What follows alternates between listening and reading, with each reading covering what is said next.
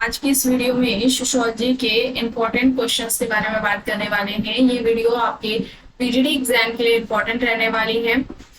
इस वीडियो में total 50 questions रहने वाले हैं। वीडियो स्टार्ट करने से पहले अगर आप चैनल पर नए हैं तो चैनल को सब्सक्राइब कर लें। चैनल का नाम है गोल्डू सक्सेस। अगर आप नेट, जेआरएफ, पीएचडी, जीआईसी या फिर असिस्टेंट प्रोफेसर एग्जाम की तैयारी कर रहे हैं सोशियोलॉजी से, तो इस चैनल के साथ जुड़कर आप यहाँ से अपनी स्टडी को कंप्लीट कर सकते हैं। प्लेलिस्ट में उन सभी वीडियोस के फोल्डर्स मिल जाएंगे, आप वहां से उन वीडियोस को देख सकते हैं। तो चलिए स्टार्ट करते हैं। फर्स्ट क्वेश्चन है, सोसाइटी इन इंडिया पुस्तक के लेखक कौन है? बुक का नाम क्या है? Society in India. अब ये बुक किसकी है ये बताना है। ऑप्शन है D N Majumdar, DP Mukherjee, N K Bose, David J मेडलबॉम। तो बताइए ये बुक किसकी है?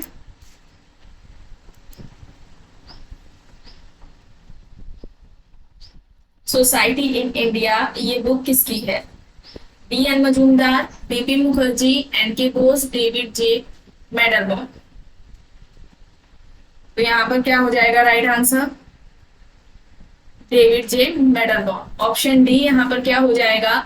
राइट आंसर हो जाएगा।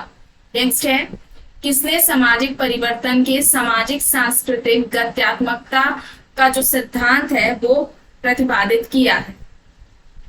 ऑप्शन हैं Toynbee, Spengler, Gillin, Sorokin.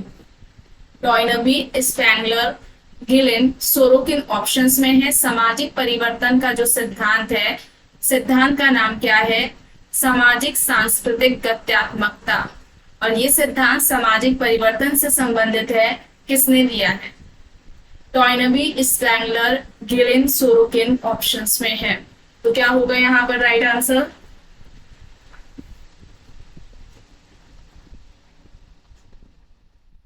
Sorokin. Option D यहाँ पर क्या हो जाएगा?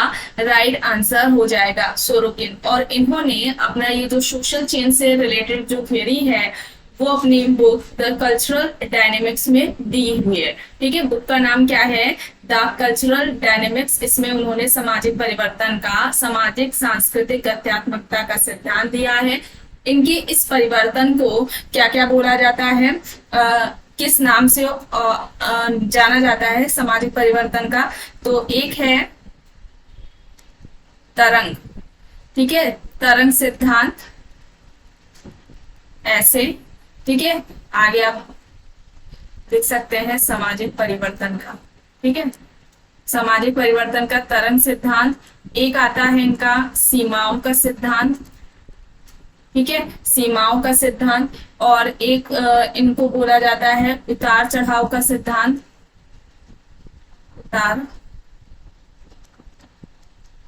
उतार चढ़ाव का सिद्धांत। इसके अलावा पेंडुलम,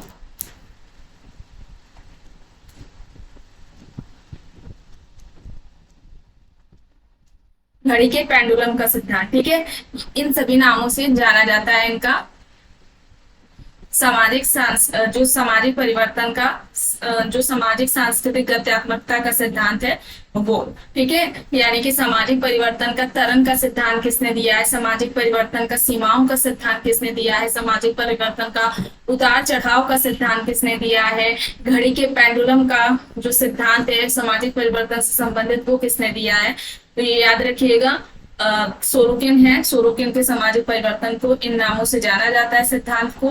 और इनकी जो बुक्स हैं जैसे कि है the sociology of revolution, book का नाम क्या है? द सोशियोलॉजी ऑफ रेवोल्यूशन एक बुक का नाम है। सेकंड बुक का नाम क्या है? Social mobility.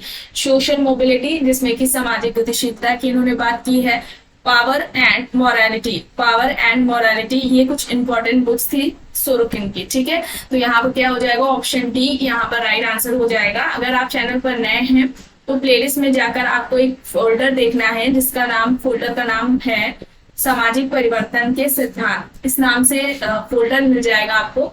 वहां पर सोरोकिन का जो सामाजिक परिवर्तन का सिद्धांत रहा है, इसके अलावा पेरेटो का जो सामाजिक परिवर्तन का सिद्धांत रहा है, स्पैंगलर ने सामाजिक परिवर्तन का कौन सा सिद्धांत दिया है, टॉयनबी ने कौन सा सामाजिक परिवर्तन का सिद्धांत दिया है, इन सभी से रिलेटेड वहां पर इस फोल्डर में आपको वीडियोस मिल जाएंगी, सबकी अलग अलग वीडियोस बनी हुई है। एंड वहां पर इनकी जो थियोरीज है सोशल चेंज से रिलेटेड वहां पर अच्छे से एक्सप्लेन किया गया है, काफी उनमें फैक्ट्स बताए गए हैं। अगर आप उन वीडियोस को देख लेंगे तो आपको कोई भी क्वेश्चन मिस नहीं होगा। इसके अलावा सोशल चेंज से रिलेटेड जो इंपॉर्टेंट एमसीक्यूज हैं उनका भी अलग आपको फोल्डर मिलेगा, उसमें केवल एमसीक्यूज ही कराए गए हैं। तो इन दोनों को पहले आप थ्योरी देख लीजिए एंड उसके बाद जो एमसीक्यूज वाला फोल्डर है उसको देख लीजिएगा। तो आपके एक भी सोशल चेंज से रिलेटेड जो क्वेश्चंस बनेंगे इन थिंकर से रिलेटेड एक भी मिस नहीं होंगे, आप सब कर ले जाएंगे। ठीक है, तो वहां से जरूर उन वीडियोस को देख लीजिएगा अगर आपने नहीं देखा है तो यहाँ पर क्या हो जाएगा, option D Sorokin right answer हो जाएगा।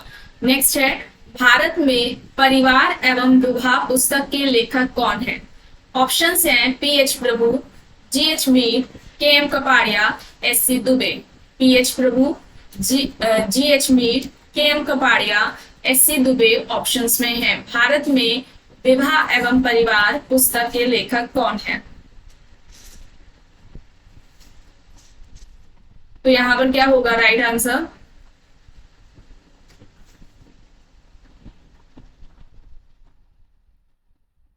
केएम कपाड़िया, ऑप्शन सी यहाँ पर क्या हो जाएगा, राइट आंसर हो जाएगा। ठीक है, ऑप्शन सी यहाँ पर क्या होगा, राइट आंसर हो जाएगा। और इन्होंने हिंदू विवाह को क्या कहा था, कपाड़िया ने हिंदू विवाह को क्या कहा था,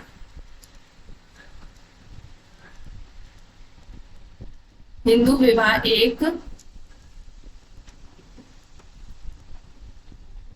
संस्कार है और जिसके उद्देश्य जो बताए उन्होंने वो क्या बताए थे, धर्म, प्रजा और रति। ये क्या है, ये तीन इन्होंने उद्देश्य बताए थे और ये तीनों सीक्वेंस में पूछे जाते हैं कि सही क्रम में क्या है। और किसने बताया, तो केएम कपाड़िया ने बताया है। हिंदू विवाह को इन्होंने एक संस्कार बताया है, धार्मिक संस्कार बताया है। ठीक है, यहाँ पर एक चीज और ऐड कर लीजिए, धार्मिक संस्कार कैसा है, धार्मिक संस्कार। ठीक है, हिंदू विवाह एक धार्मिक संस्कार है जिसके उद्देश्य है धर्म, प्रजा, रति। तो यहाँ पर ये कहना है किसका है, कपाड़िया का है और इनकी बुक भी यही है, केएम कपाड़िया की ये बुक है। ठीक है, तो ऑप्शन सी यहाँ पर राइट होगा। नेक्स्ट है, वस्तु विनिमय प्रणाली एक विनिमय प्रणाली है जिसके रूप है सेवा के बदले सेवा, सेवा के बदले वस्तु, वस्तु के बदले वस्तु या फिर उपयुक्त सभी। वस्तु विनिमय प्रणाली एक विनिमय प्रणाली है जिसके रूप इनमें से कौन से, सेवा के बदले सेवा, सेवा के बदले वस्तु, वस्तु के बदले वस्तु या फिर उपयुक्त सभी। क्या हो जाएगा, तो यहाँ पर क्या हो जाएगा, ये सभी हो जाएंगे। ऑप्शन डी यहाँ पर राइट आंसर हो जाएगा। नेक्स्ट है, वह जादू जो जादूगर के अपने समाज को नुकसान पहुंचाने के लिए नहीं किया जाता है कहलाता है सफेद, काला जादू, वैज्ञानिक या फिर इनमें से कोई नहीं। ऐसा जादू जो समाज को नुकसान पहुंचाने के लिए नहीं किया जा रहा है वो क्या कहलाएगा, काला जादू कहलाएगा, सफेद जादू कहलाएगा, वैज्ञानिक है या फिर इनमें से कोई नहीं।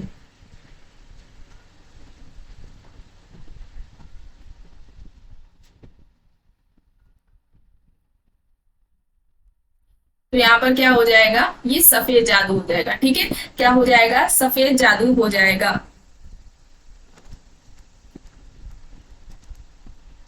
मेलानोव्स्की है। ठीक है, इन्होंने जो जादू के प्रकार बताए थे, एक बताया था सफेद और एक काला। जो सफेद है वो कल्याण के लिए है, दूसरों के लिए, और काला उद्देश्य का जो काला जादू है उसका उद्देश्य क्या है, दूसरों को हानि या कष्ट पहुंचाना। ठीक है, तो ये इसका काला जादू जो ब्लैक मैजिक है उसका उद्देश्य हो गया। और इसके अलावा एक प्रेम जादू की भी बात की है इन्होंने, ये याद रखिएगा, पूछा जा सकता है प्रेम जादू कि किसने बात की है, मेलानोव्स्की ने बात की है। और जादू को अ,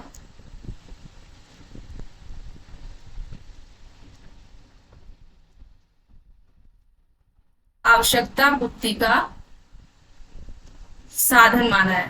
ठीक है, आवश्यकता पूर्ति का इन्होंने क्या माना है, साधन माना है। मेलेनोवस्की ने। तो ये बातें आपको याद रखनी है। पहला तो जादू को आवश्यकता पूर्ति का साधन माना है, इसके अलावा संस्कृति को तो ये बताते ही हैं कि, लेकिन जादू को भी ये आवश्यकता पूर्ति का साधन बताते हैं। दो तरह के मेन प्रमुख जादू की बात करते हैं, प्रकार, जादू के प्रकार दो बताते हैं, सफेद जो दूसरों के कल्याण के लिए, और काला जादू जो कि दूसरों को हानि या कष्ट पहुंचाने के लिए किया जाता है। इसके अलावा प्रेम जादू की भी इन्होंने बात की है। और एक तरीके से जो फ्रेजर है, फ्रेजर का भी आपके एग्जाम में पूछा जाता है, इन्होंने जादू को क्या कहा था, जो फ्रेजर है, ठीक है, फ्रेजर ने क्या कहा था, जादू को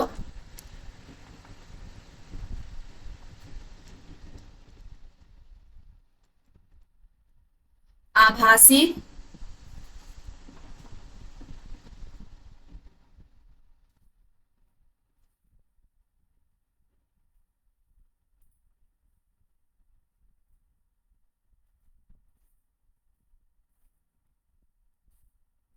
आभासी कला या फिर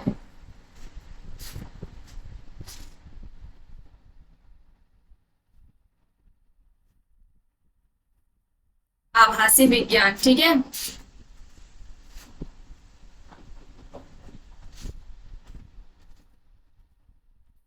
फ्रेजर ने जादू को क्या कहा था, आभासी कला या आभासी विज्ञान बताया था। ये आपके एग्जाम में पूछा जाता है। और इन्होंने जादू के बारे में क्या कहा था कि जादू व्यक्ति के व्यवहार या फिर विश्वासों का क्या है, संग्रह है। जादू कुछ नहीं है, ये व्यक्ति के जो व्यवहार होते हैं या जो उनका बिलीव्स है, ठीक है, जो बिलीफ सिस्टम है उसका ही एक संग्रह है। और इस पर किसी भी तरीके की आलोचना या इसका पुनः परीक्षण संभव नहीं है। ठीक है, और जादू को विज्ञान की इन्होंने क्या बताया है, अवैध गहन माना है। ठीक है, जादू को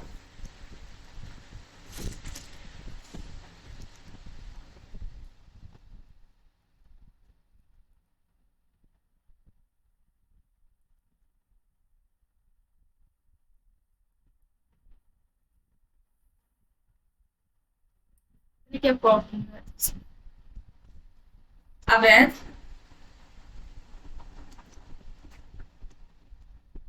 अवैध बहन इसने माना है। ठीक है, कहा है फ्रेजर ने।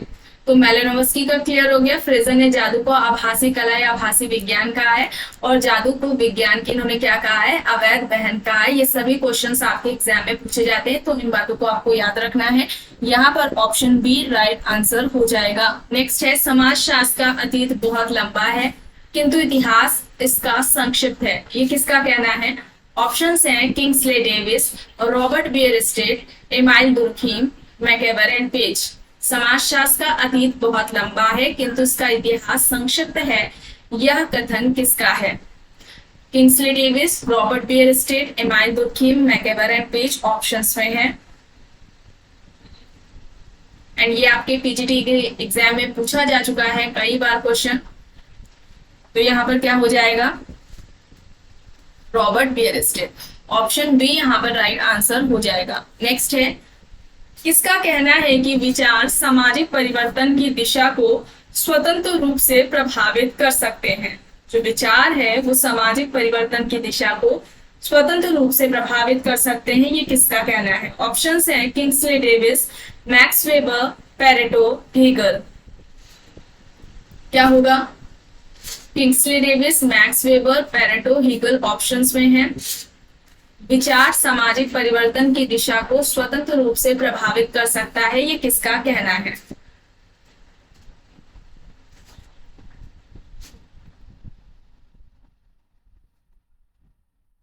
तो यहाँ पर क्या होगा राइट आंसर? मैक्स वेबर होगा। ठीक है, मैक्स वेबर यहाँ पर राइट आंसर है। और वेबर ने शक्ति सत्ता की बात की थी। इसके अलावा इन्होंने 4 तरह की क्रियाओं की बात की थी। जो क्रिया है सामाजिक क्रिया, उसके 4 प्रकार इन्होंने बताए थे। ठीक है, 4 प्रकार बताए थे इन्होंने। एक जो क्रिया बताई थी,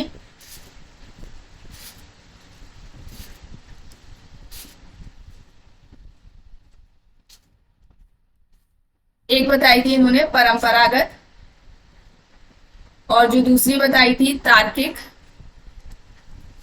तार्किक सामाजिक क्रिया। तीसरी इन्होंने बताई थी मूल्यांकनात्मक सामाजिक क्रिया। एंड लास्ट में जो इन्होंने बताई थी भावनात्मक, भावनात्मक सामाजिक क्रिया। ठीक है, तो ये इन्हें इनके 4 तरह की सामाजिक क्रिया की इन्होंने बात की थी, इसको आपको याद रखना है। इसके अलावा इन्होंने समाजशास्त्र की जो विषय वस्तु बताया था वो भी सोशल एक्शन को बताया था, कि जो समाजशास्त्र है,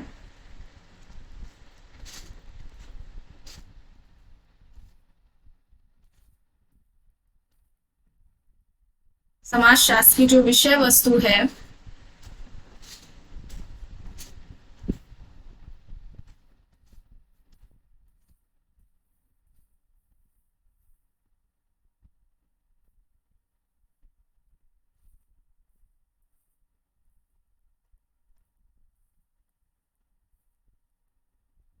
वो क्या है, सोशल एक्शन है। ठीक है, वो क्या है, सोशल एक्शन है।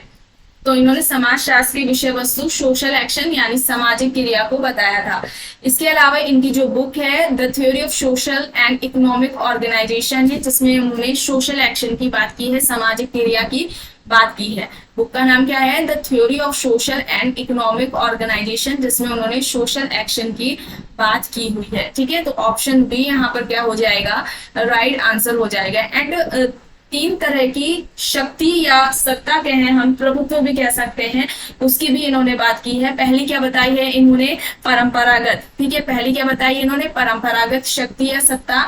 दूसरी इन्होंने करिश्माई सत्ता या शक्ति की बात की है। लास्ट में इन्होंने तार्किक शक्ति की बात की है। तो ये याद रखिएगा। एंड इनकी जो बुक्स हैं वेबर की और है, जैसे कि the Protestant and ethics and the spirit of capitalism है, the Protestant ethic and the spirit of capitalism. इसके अलावा द रिलीजन ऑफ चाइना है। एंड नेक्स्ट जो बुक है द रिलीजन ऑफ इंडिया है। ठीक है, फिर इसके अलावा द रिलीजन ऑफ इंडिया हो गई। फिर इसके अलावा इकोनॉमी एंड सोसाइटी है, एक बुक का नाम क्या है, इकोनॉमी एंड सोसाइटी। फिर नेक्स्ट जो बुक है सोशियोलॉजी ऑफ रिलीजन है। ठीक है, सोशियोलॉजी ऑफ रिलीजन है। फिर नेक्स्ट जो बुक है the theory of social and economic organisation, ये अभी बताई, जिसमें कि उन्होंने सोशल एक्शन की बात की है। एक बुक है important, the methodology of social sciences, the methodology of social sciences. ये कुछ इंपॉर्टेंट बुक्स थी मैक्स वेबर की। बुक्स आपको सारी याद करनी है, सभी आपको जो भी बताई जा रही है वो आपके एग्जाम के लिए इंपॉर्टेंट है। ठीक है, तो बुक से रिलेटेड भी, जो इंपॉर्टेंट बुक से रिलेटेड आपको एक फोल्डर मिलेगा प्लेलिस्ट में, अगर आपने नहीं देखी है तो उन वीडियोस को वहां से फोल्डर से जाकर के प्लेलिस्ट में मिल जाएगा, वहां से देख लीजिए और सारी बुक्स आपको याद करनी है। ऑप्शन बी यहाँ पर क्या होगा, राइट आंसर होगा। नेक्स्ट है परिस्थिति एवं संविदा के आधार पर समाजों का वर्गीकरण किसने प्रस्तुत किया है। ऑप्शंस हैं H S. Maine, Max Weber, Ralph Linton, Karl Marx. H S. Maine, Max Weber, Ralph Linton, Karl Marx options में है। परिस्थिति एवं संविदा के आधार पर समाजों का वर्गीकरण किसने प्रस्तुत किया है, तो क्या होगा यहाँ पर राइट आंसर,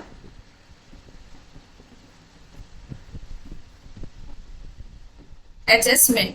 ऑप्शन ए यहाँ पर क्या होगा, राइट आंसर हो जाएगा। नेक्स्ट है भारत में जनजातियों के विकास के लिए सरकार को राष्ट्रीय उपवन का सुझाव किसने दिया है।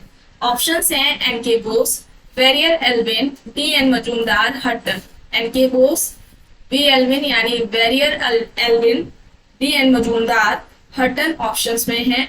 भारत में जनजातियों के विकास के लिए नेशनल पार्क राष्ट्रीय उपवन का सुझाव इनमें से किसने दिया। इंपॉर्टेंट है क्वेश्चन।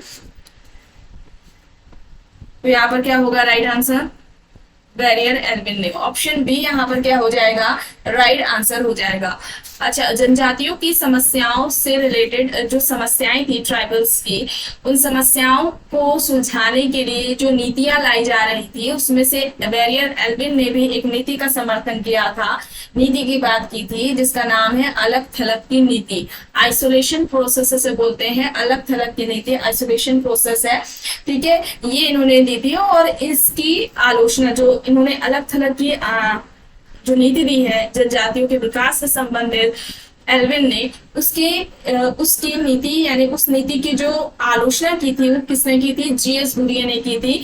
और जीएस घुरिये ने की थी, इंपॉर्टेंट है, याद रखिएगा, पूछा जा सकता है। और उन्होंने कौन सी नीति की बात की थी जनजातियों के विकास के लिए, या जो प्रॉब्लम्स थी उनको दूर करने के लिए, उनको सॉल्व करने के लिए, तो उन्होंने आत्मसातकरण की नीति की बात की थी। आत्मसातकरण की नीति जनजातियों से संबंधित है, जीएस घुरिये ने बताई थी। और घुरिये ने जनजातियों को क्या कहा था, पिछड़े हिंदू कहा था। क्या कहा था, जनजाति क्या है, पिछड़े हिंदू है। ये सभी क्वेश्चंस आपके एग्जाम्स में पूछे जाते हैं, तो इंपॉर्टेंट है, याद रखिएगा।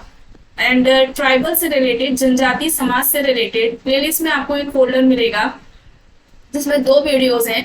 एक वीडियो है जिसमें आपको उसमें फैक्ट्स मिलेंगे जनजातियों के, जो जनजाति समाज से हैं, जैसे कि कौन सी जनजाति कहाँ पर पाई जाती है, किस जनजाति पर किसने वर्क किया है, फील्ड वर्क। इसके अलावा जो जनजाति में विवाह का स्वरूप है, कौन सा विवाह देखने को मिलता है, उनकी जो अर्थव्यवस्था का स्वरूप है वो कौन सी है, कृषक जनजाति है या पशुओं को पालती है, पशुपालक जनजाति है ना, इस तरीके से क्वेश्चंस। इसके अलावा कौन सी जनजाति में युवा ग्रह कौन सा है, या और भी जो अन्य संबंधित इनसे जो फैक्ट्स है इंपॉर्टेंट, उन वीडियोस, उस वीडियो में एक वीडियो है जिसमें ये फैक्ट्स कराए गए। इसके अलावा सेकेंड जो वीडियो है उसमें इनसे रिलेटेड जो भी इंपॉर्टेंट क्वेश्चंस बनते हैं उनको वहां पर कराया गया है, तो उन 2 वीडियोस को जरूर देख लीजिएगा। तो ऑप्शन बी यहाँ पर राइट होगा। नेक्स्ट है, निम्न में से कौन सी लघु समुदाय की विशेषता नहीं है। ऑप्शंस हैं लघु आकार, समरूपता, आत्मनिर्भरता, द्वितीय व्यवसाय। लघु आकार, समरूपता, आत्मनिर्भरता, द्वितीय व्यवसाय ऑप्शंस में है। लघु समुदाय की कौन सी विशेषता नहीं है, ये पूछा जा रहा है। तो क्या होगा यहाँ पर राइट आंसर,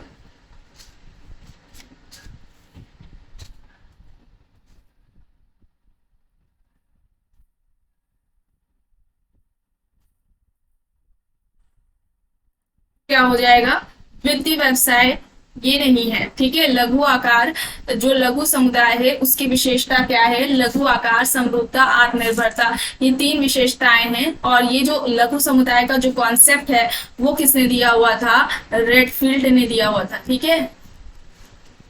किसने दिया हुआ था, रेडफील्ड ने दिया हुआ था। लघुता, विशिष्टता, समरूपता और आत्मनिर्भरता की बात की थी, ठीक है। यहाँ पर क्या हो जाएगा, विशिष्टता हो जाएगा, विशिष्टता हो जाएगा, ठीक है। लघुता, समरूपता, आत्मनिर्भरता एंड विशिष्टता की बात की थी। ये 4 लक्षण है या 4 इनको विशेषताएं कह लीजिए लघु समुदाय की। और इन्होंने मैक्सिको के चांगपो पर अध्ययन किया था, ठीक है। जाएगा मैक्सिको के चांगपो गांव पर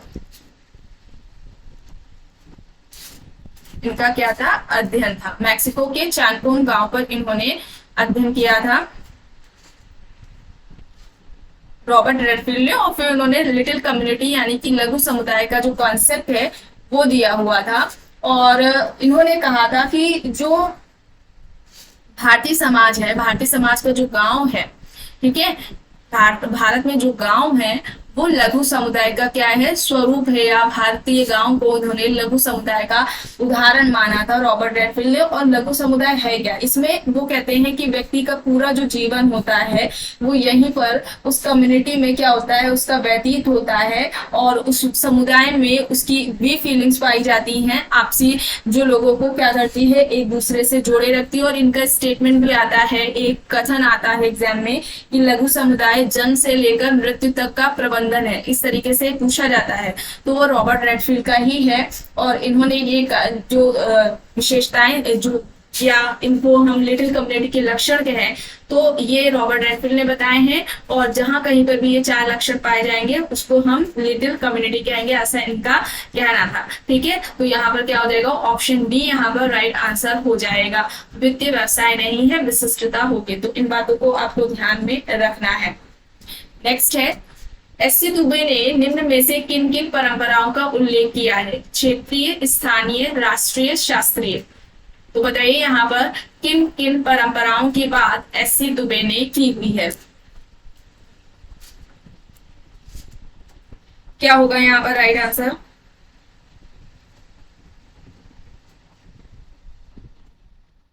बताइए।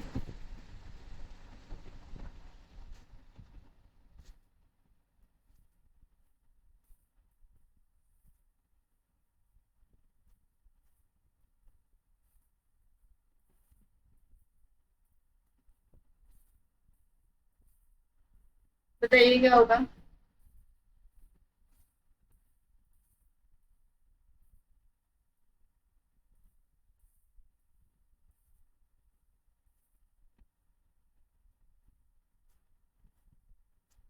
तो यहाँ पर क्या हो जाएगा, ये सभी हो जाएगा। ठीक है, ये सभी ऑप्शन डी यहाँ पर क्या हो जाएगा, राइट आंसर हो जाएगा।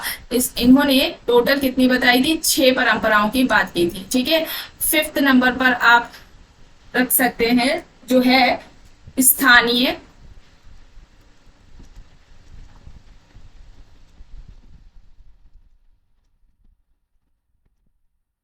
उप सांस्कृतिक परंपरा। ठीक है, एंड जो लास्ट वाली जो परंपरा है वो क्या है, पश्चिमी, वेस्टर्न का जो ट्रेडिशन है वो। ये 6 परंपराओं की बात की थी और किसके आलोचना में कही, जो कि रॉबर्ट रेडफिल्ड ने 2 परंपराओं की बात की है कि भारतीय समाज में 2 तरह की परंपराएं होती हैं। एक लिटिल जो लघु परंपरा है और दीर्घ परंपरा है। Little tradition and a great tradition जिसे बोला जाता है, लघु परंपरा या दीर्घ परंपरा या बृहद परंपरा। ठीक है, इन 2 परंपराओं की बात रॉबर्ट रेडफिल्ड ने की थी। और जो एस.सी. दुबे हैं इनका क्या कहना था कि भारत में मात्र सिर्फ 2 ही परंपरा नहीं है, भारत में विविधता पाई जाती है। और यहाँ पर उन्होंने क्या कहा कि 6 तरह की परंपराओं की बात की थी। क्षेत्रीय परंपरा, ठीक है, स्थानीय परंपरा, क्षेत्रीय परंपरा जो किसी एक क्षेत्र विशेष तक है, राष्ट्रीय परंपरा जो नेशनल लेवल पर होती है, जैसे कि आप जो इंडिपेंडेंस डे है वो रख सकते हैं इसमें। ठीक है, रिपब्लिक डे राष्ट्रीय परंपरा में आ जाएगा। शास्त्रीय परंपरा जो शास्त्रों में वर्णन है। स्थानीय परंपरा जैसे कि किसी स्थानीय पर मेला वेला लगा हुआ है और वहां पर उप सांस्कृतिक में उसमें कोई कैंप लगा है, वो आ जाएगा। वेस्टर्न ट्रेडिशन में आपको पता है ये गुड फ्राइडे है ना, गुड फ्राइडे या न्यू ईयर जो सेलिब्रेट करते हैं वो उसमें आ जाएगा। तो ये सभी जो ट्रेडिशंस हैं उनको याद रखिएगा। लगाने वो पूछा जाता है कि कौन सी परंपराओं की बात की है या कौन सी नहीं की है, या इनका जो एस.सी. दुबे का जो परंपरा का है कि बहुल परंपरा की बात किसने की है, बहुल परंपरा की अवधारणा किसने की है, तो एस.सी. दुबे ने ही दी हुई है। ठीक है, तो ये याद रखिएगा। नेक्स्ट है, बोस्टन स्कूल का संस्थापक कौन था? Alvin Regalis Bryce, Sutherland, Hayes, Elliot option में है। बताइए बोस्टन स्कूल का संस्थापक कौन था?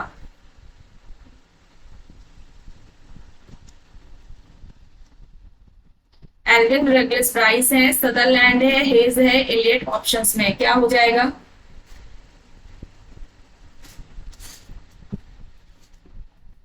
तो ऑप्शन ए यहाँ पर क्या हो जाएगा, राइट आंसर हो जाएगा।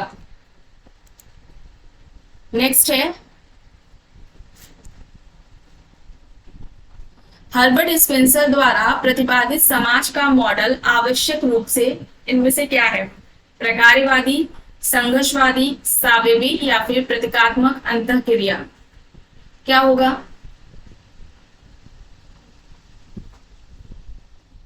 का जो समाज का मॉडल था वो इनमें से क्या कहलाता है? प्रकार्यवादी, संघर्षवादी, सावेवीय या फिर प्रतीकात्मक अंतःक्रिया। क्या होगा?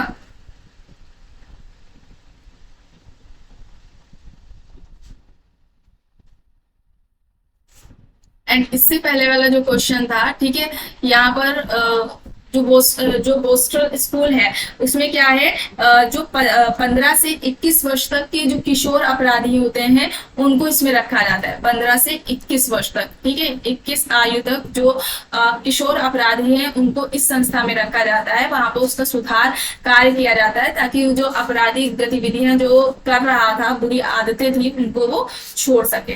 ठीक है।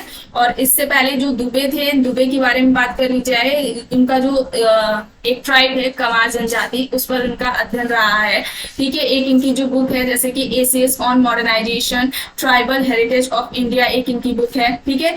एक बुक का नाम क्या है, एसेस ऑन मॉडर्नाइजेशन। नेक्स्ट जो बुक है ट्राइबल हेरिटेज ऑफ इंडिया है, इंडियन विलेज करके है, मोस्ट इंपॉर्टेंट है इंडियन विलेज। ठीक है।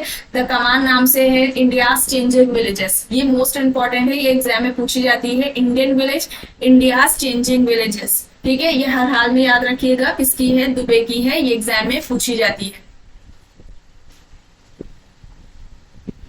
अब यहाँ पर स्पेंसर द्वारा जो समाज का इन्होंने मॉडल दिया था वो क्या है, इनमें से क्या कहलाता है, प्रकारवादी, संघर्षवादी, सावेबीय या फिर प्रतीकात्मक अंतर क्रिया। तो यहाँ पर क्या हो जाएगा, सावेबीय हो जाएगा। ऑप्शन सी यहाँ पर क्या होगा, राइट आंसर हो जाएगा। इनकी जो बुक्स हैं स्पेंसर की, जैसे कि फर्स्ट प्रिंसिपल, नेक्स्ट जो बुक है सोशल स्टैटिक्स, ठीक है, इसके अलावा प्रिंसिपल्स ऑफ सोशियोलॉजी, नेक्स्ट जो बुक है प्रिंसिपल्स ऑफ बायोलॉजी, नेक्स्ट है principles of psychology and principles of ethics. ठीक है, ऐसे याद कर सकते हैं, प्रिंसिपल्स ऑफ सोशियोलॉजी है, फिर बायोलॉजी, साइकोलॉजी और फिर प्रिंसिपल्स ऑफ एथिक्स, ऐसे करके याद कर लीजिए। और फिर the study of sociology, the study of sociology, first principle social statics, ठीक है, principles of sociology, the principles of psychology, the principles of biology, the principle of ethics. ठीक है, ये कुछ इंपॉर्टेंट इनकी स्पेंसर की बुक है। और इन्होंने समाज का जो उद्विकास है, उसका जो उद्विकास का जो स्वरूप बताया था, पहले सरल समाज बताया, फिर सम्मिश्रित समाज बताया, दोहरे मिश्रित समाज या तिहरे मिश्रित समाज, इस तरीके से पूछा जाता है। तो याद रखिएगा स्पेंसर ने बात की है, ठीक है, सरल समाज, फिर आता है सम्मिश्रित समाज, फिर दोहरे मिश्रित समाज, तिहरे मिश्रित, ये स्पेंसर ने बात की है। और फिर उन्होंने समाज के उद्विकास के जो स्तर हैं उनकी बात की है। 3 समाज के उद्विकासीय स्तर रहे हैं। पहला इन्होंने बताया आदिम समाज, दूसरा जंगली समाज एंड लास्ट में औद्योगिक समाज की बात करते हैं। और इन्होंने सामाजिक संरचना की जो तुलना है वो मानव शरीर से की है। मोस्ट इंपॉर्टेंट है, पूछा जा सकता है किसने सामाजिक संरचना की तुलना मानव शरीर से की है, तो याद रखिएगा स्पेंसर है। ठीक है, तो इन बातों को आपको ध्यान में रखना है। नेक्स्ट है, किसने कहा है कि सामाजिक संरचना का यथार्थ से कोई लेना देना नहीं है, 14 क्वेश्चन में से। ठीक है, उसके लिए सॉरी, किसने कहा है कि सामाजिक संरचना का यथार्थ से यानी वास्तविकता से कोई संबंध नहीं है, सामाजिक संरचना का यथार्थ से संबंध नहीं होता है या यथार्थ से संबंधित नहीं होती या वास्तविकता से कोई लेना देना नहीं है, ऐसे करके पूछा जाता है। ऑप्शन है Marion J Levy, Raymond Firth, Radcliffe Brown, C Levi Strauss. क्या होगा, Marion J Levy, Raymond Firth, Radcliffe Brown, C Levi Strauss, यहाँ बताइए क्या होगा।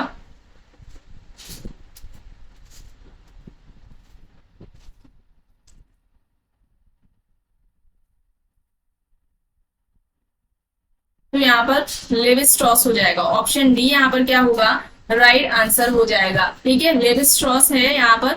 और ये क्या थे,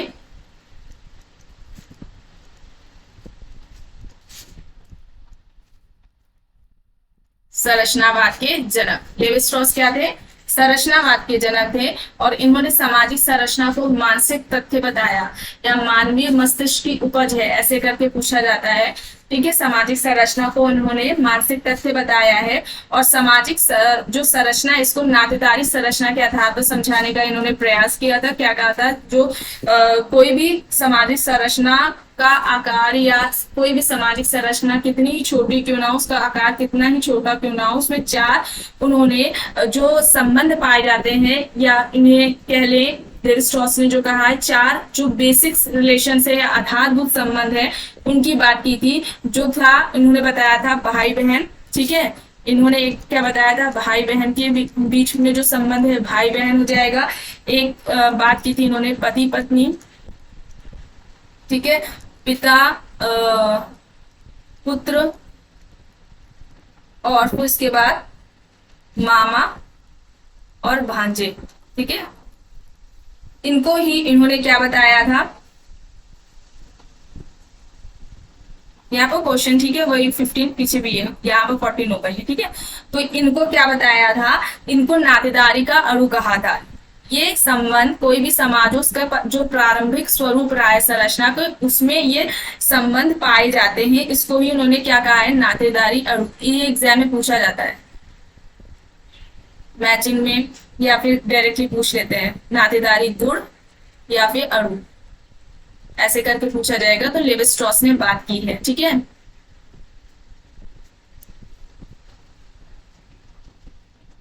ये 14th क्वेश्चन आ जाएगा, ठीक है। तो ये याद रखिएगा। और इनकी जो इंपॉर्टेंट बुक्स हैं, जैसे कि है the elementary structure of kinship, the elementary structure of kinship है। नेक्स्ट जो बुक है स्ट्रक्चरल एंथ्रोपोलॉजी, स्ट्रक्चरल एंथ्रोपोलॉजी ये बुक है। फिर है द सेवेज माइंड, ठीक है, द सेवेज माइंड है। फिर एक प्रोटेज्म करके भी बुक है। तो ये लेवी स्ट्रॉस की है, the elementary structure of kinship और स्ट्रक्चरल एंथ्रोपोलॉजी, ये ज्यादा पूछी जाती है एग्जाम में, ठीक है। तो ये लेवी स्ट्रॉस की कुछ बुक्स थी। ऑप्शन डी यहाँ पर राइट आंसर है। संरचनावाद के जनक है, ये याद रखिएगा। संरचनाकरण नहीं बोला गया है, संरचनावाद बोला गया है, ठीक है। तो ऑप्शन डी यहाँ पर राइट है। नेक्स्ट है सांस्कृतिक पुनरुत्पादन की अवधारणा को किसने सूत्रपात किया, या सांस्कृतिक जो उत्पादन है उसकी जो अवधारणा है वो किसने दी है। और जो ऑप्शंस हैं Oscar Lewis, P Bourdieu, Radcliffe Brown, Malinowski options में है। क्या होगा, Oscar Lewis, Bourdieu, Radcliffe Brown, Malinowski options में है। सांस्कृतिक पुनरुत्पादन की अवधारणा है किसने दी है।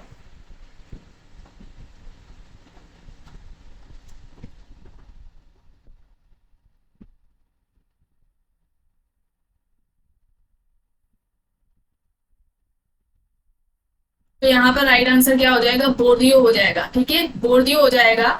और इनका एक सिद्धांत है सांस्कृतिक संरचनावाद का।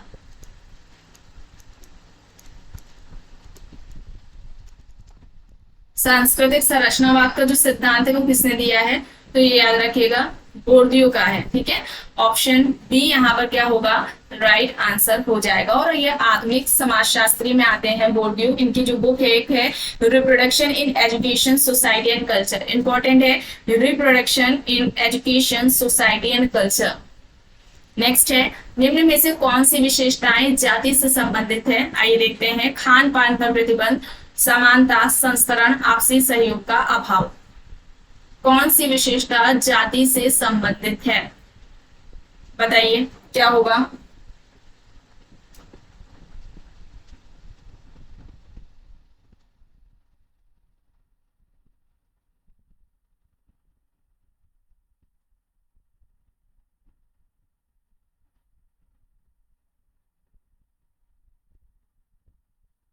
क्या होगा यहाँ पर राइट आंसर, ऑप्शन सी होगा। खान पान पर प्रतिबंध और संस्करण, ये दो विशेषताएं हैं, यहाँ पर राइट आंसर ऑप्शन सी होगा। जीएस गुरिये हैं, इनकी जो बुक का नाम है caste, class and occupation, caste, class and occupation. इस बुक में इन्होंने जाति व्यवस्था की या जाति प्रथा की इन्होंने 6 विशेषताएं बताई थी। कौन कौन सी ये 6 विशेषताएं, ये आपको याद होनी चाहिए। पहली इन्होंने बताई समाज का खंडात्मक विभाजन, पहली क्या है, समाज का खंडात्मक विभाजन। दूसरी विशेषता है संस्तरण, दूसरी क्या हो जाएगी, संस्तरण है।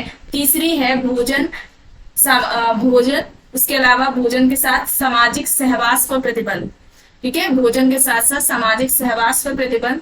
चौथे नंबर पर क्या है, विभिन्न जातियों की जो सामाजिक धार्मिक नियोग्यताएं या जो विशेषाधिकार है उसकी बात करते हैं।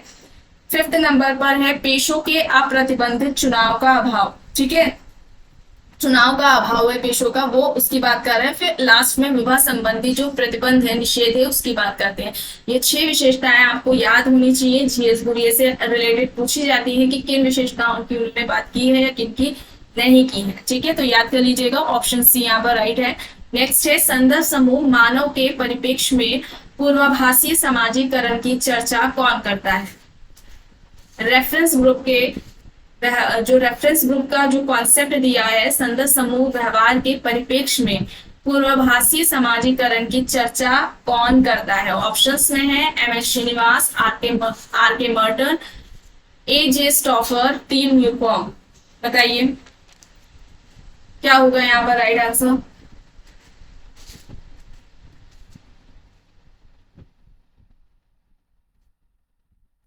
R K Merton, option B यहाँ पर क्या हो जाएगा, राइट आंसर हो जाएगा। ठीक है, राइट आंसर हो जाएगा मर्टन। और इसके अलावा प्रत्याशी समाजीकरण भी पूछा जाता है। ठीक है,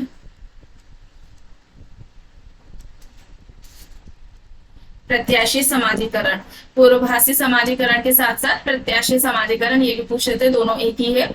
ऑप्शन बी यहाँ पर क्या हो जाएगा, राइट आंसर हो जाएगा। होता क्या इसमें, व्यक्ति फ्यूचर में जो आने वाली भूमिकाएं होती हैं उनको अभी से वर्तमान में वो जो सीखता है उसकी तैयारी करता है, ठीक है, उसको ही कहते हैं। जैसे कि लड़की आगे जाके शादी करेगी तो अभी से उसको पहले से ही वो खाना बनाने की जो खाना बनाना है कैसे बनाते हैं वो सभी सीखने लगती है, तो उसको इसमें रखेंगे प्रत्याशी समाजीकरण या पूर्वभाषी समाजीकरण। ठीक है, फ्यूचर में आने वाली जो भूमिकाएं होती है उनको वर्तमान में जो सीखना होता है वही या उसकी जो तैयारी है वो व्यक्ति जो करने लगता है वही इसके अंतर्गत आती है। ठीक है, तो ये मर्टन का कॉन्सेप्ट है, ये याद रखिएगा। नेक्स्ट है वेबर के स्त्रीकरण के प्रारूप को जाति के संदर्भ में किसने प्रयोग किया है। वेबर के स्त्रीकरण के प्रारूप को जाति के संदर्भ में किसने प्रयोग किया। वेबर का त्रिस्तरीय मॉडल या त्रिआयामी मॉडल, तीन इनके जो स्वरूप है वेबर के,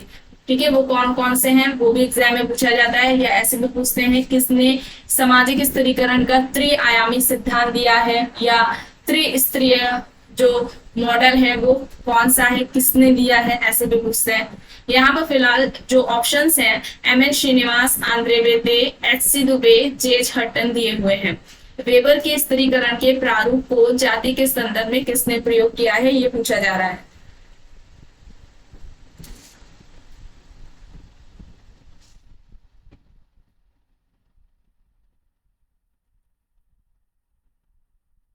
तो यहाँ पर क्या हो जाएगा, आंद्रे बेते हो जाएगा। ऑप्शन बी यहाँ पर क्या होगा, राइट आंसर हो जाएगा, आंद्रे बेते। ठीक है, ऑप्शन बी यहाँ पर क्या है, राइट आंसर है। और इनका जो वेबर का जो स्त्रीकरण का जो प्रारूप है या मॉडल है या इनके जो तीन आयाम हैं स्त्रीकरण के वो कौन कौन से हैं। पहले वर्ग की बात करते हैं, ठीक है, फिर इसके अलावा जो परिस्थिति है उसकी बात की है, और फिर दल, class status and a party. ठीक है, class status and a party ये है। और इसके अलावा वेबर क्या कहते हैं कि जैसा मार्क्स कहते हैं, कार्ल मार्क्स, कि जिनके पास जो आर्थिक संसाधन है, जिसको वे वर्ग की बात करते हैं, वर्ग को आर्थिक अवधारणा माना है वेबर ने भी और कार्ल मार्क्स ने भी। ठीक है, तो मार्क्स जो कहते हैं कि जिनके पास आर्थिक संसाधन है उसको प्रतिष्ठा और या जो स्टेटस है या पावर है वो अपने आप ही मिल जाती है। जिसके पास आर्थिक संसाधन है, आर्थिक संसाधनों पर नियंत्रण है, उसको स्वयं अपने आप ही प्रतिष्ठा या स्टेटस या पावर जो है वो अपने आप ही मिल जाती है। लेकिन यहाँ पर वेबर क्या कहते हैं, उनकी आलोचना करते हैं और कहते हैं उसे, उनकी बात का खंडन करते, अस्वीकार करते हैं और कहते हैं ये जरूरी नहीं है, ठीक है, कि जिसके पास वर्ग पर, जिसके पास जो संसाधन है, आर्थिक संसाधन है, उसको ये स्वयं ही मिल जाए, शक्ति और जो स्टेटस है वो अपने आप मिल जाए, ऐसा नहीं है। ये तीनों ही क्या कहते हैं, ये तीनों ही अलग अलग है, वर्ग, परिस्थिति और जो दल है ये तीनों ही अलग अलग है। वो इसको क्या करते हैं, अस्वीकार करते हैं। फिर ये कहते हैं लास्ट में कि हाँ ये हो सकता है कि जो वर्ग है वो इनको प्रभावित करे। ठीक है, वर्ग परिस्थिति और शक्ति को निर्धारित नहीं करता, ये याद रखिएगा। वर्ग, शक्ति और जो परिस्थिति है उसको निर्धारित नहीं करता, ये किसका कहना है, वेबर का कहना है। लेकिन हाँ उसको वो प्रभावित कर सकता है, ये कहा है वेबर ने। ठीक है, आंद्रे बेते ने वेबर की त्रिआयामी मॉडल का प्रयोग किया था भारतीय समाज के अध्ययन के लिए। ठीक है। भारतीय समाज के अध्ययन के लिए उन्होंने वेबर की ये त्रिआयामी या जो मॉडल है उसका इन्होंने प्रयोग किया था। और इन्होंने जो 3 आधार बताए थे सामाजिक स्थिरीकरण के, जाति, वर्ग और शक्ति बताए थे। ठीक है, जो आंद्रे बेदे ने बताए हैं जाति, वर्ग और शक्ति। ठीक है, जाति, वर्ग, शक्ति, ये 3 इन्होंने बताए हैं आंद्रे बेदे ने। सामाजिक स्थिरीकरण की ये 3 आधार है। ठीक है, तो ऑप्शन बी यहाँ पर राइट होगा। नेक्स्ट है भूमिका पुंज, परिस्थिति पुंज तथा परिस्थिति क्रम अवधारणाएं किसने प्रतिपादित की हैं? ऑप्शंस हैं R K Burton, S F Nadel, R K Burton या फिर इनमें से कोई नहीं। R Linton, S F Nadel, R K Merton या फिर इनमें से कोई नहीं ऑप्शंस में है। भूमिका पुंज, परिस्थिति पुंज या परिस्थिति क्रम की ये सारी जो अवधारणाएं वो किसने दी है? आपको प्लेलिस्ट में एक फोल्डर मिलेगा स्टेटस, रोल एंड कल्चर के नाम से। जैसे कि यहाँ पर पूछी गई है ना अवधारणाएं, भूमिका पुंज क्या होती है, परिस्थिति पुंज क्या है, परिस्थिति क्रम क्या है, बहुल भूमिका क्या होती है, परिस्थिति तनाव क्या है, भूमिका तनाव क्या है, और भी संस्कृति से संबंधित जो और अवधारणाएं हैं या इन दोनों भूमिका और जो परिस्थिति से संबंधित जो अवधारणाएं हैं उन वीडियोस में आपको एक्सप्लेन किया गया है कि कॉन्सेप्ट है क्या, अवधारणा है क्या, किसने अवधारणा दी है ये। इसके साथ ही कुछ वीडियोस में इनसे रिलेटेड जो एमसीक्यूज बनते हैं उनको भी कराया गया है, तो उन वीडियोस को देख लीजिएगा, आपका पूरा कॉन्सेप्ट क्लियर हो जाएगा। स्टेटस, रोल या कल्चर से रिलेटेड जो भी अवधारणाएं हैं, ठीक है, तो वहां पर जरूर देख लीजिएगा अगर आपने नहीं दिया है। फिलहाल यहाँ पर भूमिका पुंज, परिस्थिति पुंज और जो परिस्थिति क्रम की जो अवधारणाएं हैं वो किसने दी हुई है? मर्टन ने दी है। ऑप्शन सी यहाँ पर क्या होगा? राइट आंसर हो जाएगा। अब देखिए जो परिस्थिति पुंज है, ठीक है, स्टेटस जो सेट इसको हम बोलते हैं इंग्लिश में स्टेटस सेट, परिस्थिति पुंज, तो व्यक्ति की सिर्फ एकमात्र परिस्थिति नहीं होती है। ठीक है, व्यक्ति है उसकी केवल एकमात्र परिस्थिति नहीं है, उसको कुछ परिस्थिति जन्म से मिलती है जिसको हम प्रदत्त बोलते हैं। ठीक है, और कुछ परिस्थिति वो प्राप्त करता है जिसको हम अर्जित बोलते हैं। ठीक है, अर्जित परिस्थिति, इन सभी का जो योग है, ठीक है, इन सभी परिस्थिति को जब हम दोनों परिस्थिति, प्रदत्त परिस्थिति जैसे कि व्यक्ति है जब जन्म लेता है वो किसी का बेटा होता है, भाई बनता है, पोता होता है, ठीक है, आगे जाकर कास्ट किस जाति में उसने जन्म लिया है, जाति उसकी प्रदत्त परिस्थिति में आ जाएगी। ठीक है, पिता है, दादा बन गया, ठीक है, पति है, ये सभी किस में आएगी? प्रदत्त परिस्थिति में आएगी। अर्जित परिस्थिति जो अपनी योग्यता से प्राप्त कर रहा है वो अर्जित परिस्थिति में आ जाएगी। जब इन्हीं दोनों परिस्थितियों को हम मिला देते हैं, इकट्ठा कर देते हैं, योग हम कह ले, तो उसको ही इन्होंने स्टेटस सेट कहा है। ठीक है, स्टेटस सेट कहा है। आप देख लिए कोई व्यक्ति है, ठीक है, वो हो सकता है डॉक्टर है कहीं का, ठीक है, पिता है, हो सकता है बेटा है, पति है, ठीक है, और सोशल वर्कर भी हो सकता है। ठीक है, तो ये सभी क्या हो जाएंगी? उसकी स्टेटस सेट में आएगी, परिस्थिति सकुल कहलाएगी। अब यहाँ पर अगर इसी से रिलेटेड एक कॉन्सेप्ट और देख लीजिए, बहुल भूमिका हम किसे कहेंगे? जब यही जो सारी परिस्थितियां हैं, व्यक्ति से रिलेटेड जितनी भी सारी परिस्थितियां हैं, इनसे संबंधित जो भूमिकाएं निभाई जाती हैं उनको ही हम क्या कहेंगे? इनसे ही संबंधित जो भूमिकाओं का निर्वहन होता है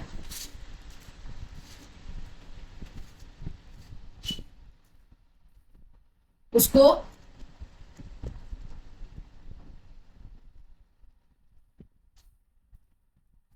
बहुल भूमिका हम कहेंगे। ठीक है, क्या कहेंगे? बहुल भूमिका कहेंगे। ठीक है, इसके अलावा ये आपका परिस्थिति पुंज हो गया, ठीक है, जिसको हम परिस्थिति सकुल भी बोलते हैं। अब एक कॉन्सेप्ट है भूमिका सकुल या भूमिका पुंज। ठीक है, भूमिका सकुल या भूमिका पुंज क्या है? तो व्यक्ति की एक ही परिस्थिति से, यहाँ पर उल्टा है, व्यक्ति की एक ही परिस्थिति से संबंधित जो भूमिकाएं होती हैं, ठीक है, एक परिस्थिति है, एक स्टेटस है, कोई भी, वो प्रदत्त हो सकता है, अर्जित हो सकता है। तो एक ही परिस्थिति से जब भूमिकाएं की जाए, एक ही परिस्थिति से व्यक्ति कई सारी भूमिकाओं को करता है, तो वो उसको हम क्या कहेंगे? रोल सेट कहेंगे, ठीक है, भूमिका सर्कुल कहेंगे। क्या कहेंगे? रोल सेट कहेंगे। जैसे कोई डॉक्टर है, ठीक है, मरीज का इलाज कर रहा है, नर्सों को गाइड करता है, ठीक है, मेडिकल रिप्रेजेंटेटिव से जानकारी लेता है दवाइयों के बारे में, या फिर जो मीटिंग्स होती हैं उनमें जाता है, ठीक है, ये सभी क्या हो जाएंगी? एक परिस्थिति से जो कई सारी भूमिकाओं को पूरा कर रहा है वो आ जाएगी इसमें। इसके अलावा हम परिस्थिति क्रम की बात करें, जिसको स्टेटस सीक्वेंस बोला जाता है। अब इसमें क्या हो जाएगा? जो परिस्थितियां क्रम में है, सीक्वेंस में है, उनको, जैसे कि कोई पुत्र है, ठीक है, आगे बड़ा होकर वो क्या बन रहा है? पति। पति से वो क्या बनेगा? पिता बनेगा। पिता से आगे जाकर दादा। तो ये क्या है? क्रम में चल रही है, ठीक है। क्या चल रही है? क्रम में चल रही है। इसमें से एक परिस्थिति नहीं हुई तो आगे की वो परिस्थिति भी व्यक्ति को नहीं मिलेगी।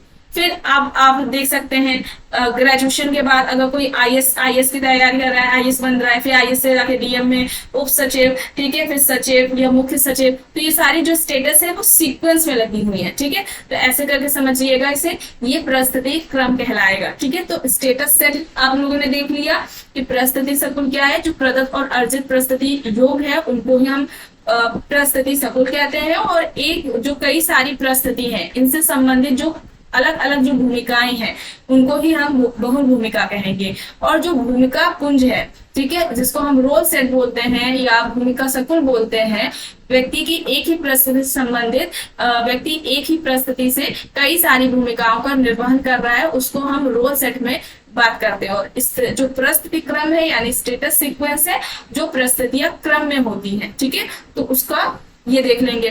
तो आपके ये तीनों कॉन्सेप्ट, चारों बहुभूमिका की अभी आपकी बात की गई है, ये सारे क्लियर हो गए। जितने भी नए हैं वो प्लीज जाकर के प्लेलिस्ट से फोल्डर चेक कर लीजिएगा, वहां मिल जाएगा, उनसे रिलेटेड वीडियोस जरूर देख लीजिएगा। यहाँ पे तो डायरेक्टली पूछ लिया गया है कि कॉन्सेप्ट किसने दिया है, कॉन्सेप्ट का नाम पूछ लिया गया है, लेकिन पेपर में स्टेटमेंट भी दे दिया जाता है कि फिर उसमें बताना होता है ये बहुभूमिका है क्या है। जब तक आपका कॉन्सेप्ट क्लियर नहीं होगा आप नहीं पहचान पाएंगे, ठीक है। तो यहाँ पर मर्टन होगा। नेक्स्ट है, संविधान का कौन सा अनुच्छेद धर्म, प्रजाति, लिंग अथवा जन्म स्थान के आधार पर भेद करने पर रोक लगाता है? अनुच्छेद 15, अनुच्छेद 47, अनुच्छेद 17 या फिर अनुच्छेद 19? कौन सा आर्टिकल है जो कि धर्म, प्रजाति, लिंग अथवा जन्म स्थान के आधार पर भेद करने पर रोक लगाता है? अनुच्छेद 15, अनुच्छेद 47, अनुच्छेद 17 या फिर अनुच्छेद 19? क्या हो जाएगा?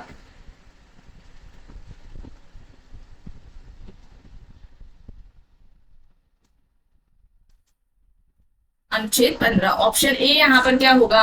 राइट आंसर हो जाएगा, ठीक है। अनुच्छेद जो 47 है ये महिलाओं की जो कल्याण है, जीवन स्तर है या उनका जो लोक स्वास्थ्य है उसके सुधार से संबंधित है। महिलाओं का पोषाहार, ठीक है, उनका जो जीवन स्तर है या उनका जो लोक स्वास्थ्य है उसमें सुधार की बात करता है। अनुच्छेद 17 अस्पृश्यता का उन्मूलन करता है, ये सभी जानते हैं। और जो 19 है, आर्टिकल 19 है, अनुच्छेद 19 है, वो समान रूप से अभिव्यक्ति की स्वतंत्रता की बात करता है, ठीक है। तो ऑप्शन यहाँ पर क्या हो जाएगा?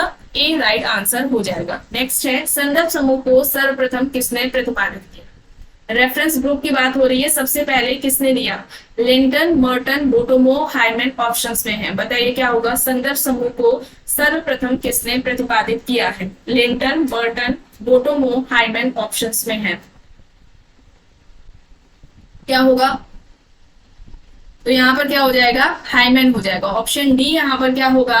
राइट आंसर हो जाएगा। द साइकोलॉजी ऑफ स्टेटस में इन्होंने सबसे पहले बात की थी, लेकिन समाज शास्त्र में अगर पूछा जाता है, ठीक है, समाज शास्त्र में, सोशियोलॉजी में, तो कौन हो जाएंगे? मर्टन, जिन्होंने रेफरेंस ग्रुप की बात की थी सबसे पहले, ठीक है। और हाइमन क्या कहते हैं? संदर्भ समूह क्या है? तो कहते हैं कि जो व्यक्ति होता है, जो उसकी पर्सनैलिटी डेवलपमेंट होती है, यानी कि जो व्यक्तित्व का विकास होता है या जो मानवीय व्यवहार है, उसमें कुछ जो गैर संदर्भ समूह होते हैं वो उनका योगदान होता है। और व्यक्ति ऐसे जो समूह है, ठीक है, जिसको संदर्भ समूह कह रहे हैं, उन समूह के जो व्यवहार है, उनके जो प्रतिमान है, मूल्य है, उनको आदर्श मानता है और अपने व्यवहार में उसमें शामिल करना चाहता है। यही उसको उन्होंने क्या कहा है, उसको रेफरेंस ग्रुप कहा है, संदर्भ समूह कहा है। और ऑटो क्लाइनबर्ग ने दो तरह के संदर्भ समूह की बात की थी, एक काल्पनिक संदर्भ समूह और दूसरी वास्तविक संदर्भ समूह। काल्पनिक संदर्भ समूह कल्पना के आधार पर व्यक्ति व्यवहार करना सीख रहा है, ठीक है, ऐसे जिसके ऐसा समूह है संदर्भ समूह जिसके बारे में व्यक्ति जानता नहीं है, कोई इसको सटीक जानकारी नहीं है, कल्पना के आधार पर सीख रहा है। दूसरा जो वास्तविक संदर्भ समूह है, जिसके बारे में वो कहते हैं कि व्यक्ति को पूरे इंफॉर्मेशन होती है, ठीक है, जैसे कि निम्न आय वर्ग या निम्न जाति का जो जाति है वो उच्च जाति वर्ग या उच्च जाति संपन्न समूह के लोगों के जो लाइफ स्टाइल है उसको अपनाकर अपने व्यवहारों में क्या कर रहा है, चेंज करना चाह रहा है, परिवर्तन लाना चाहता है। ये सारे एग्जाम्पल्स किसने दिए हुए हैं, जो टाइप दिए हुए हैं रेफरेंस ग्रुप के, ये काल्पनिक संदर्भ समूह और जो वास्तविक संदर्भ समूह है किसने दिया हुआ है, ऑटो क्लाइनबर्ग ने दिया हुआ है। तो ये याद रखिएगा, ये भी पूछा जाता है। नेक्स्ट है, अनुसूचित जातियों एवं जनजातियों के लिए लोकसभा की सीटों में आरक्षण का प्रावधान संविधान के किस अनुच्छेद में किया गया है? अनुच्छेद 38, अनुच्छेद 341, अनुच्छेद 330 या अनुच्छेद 17? अनुसूचित जाति व जनजातियों के लिए लोकसभा की सीटों में आरक्षण का प्रावधान संविधान के किस अनुच्छेद में किया गया है? क्या होगा?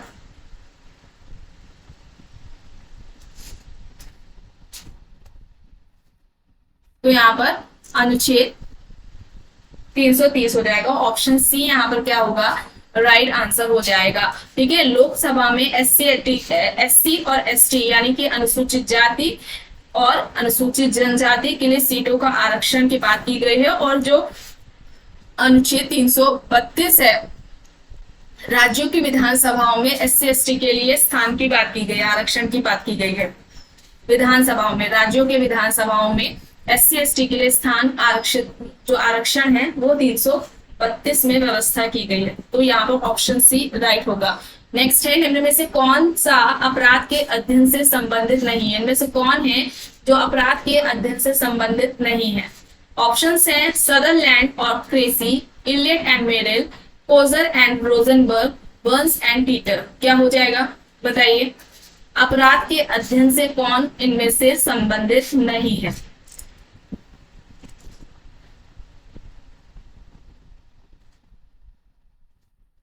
तो यहाँ पर क्या हो जाएगा, कोजर एंड रोजनबर्ग हो जाएगा। ऑप्शन सी यहाँ पर राइट आंसर हो जाएगा। कोजर ने संघर्ष का प्रकार्यात्मक सिद्धांत दिया हुआ था। नेक्स्ट है, संस्कृतिकरण के परिणाम स्वरूप निम्न में से कौन सा एक परिवर्तन होता है?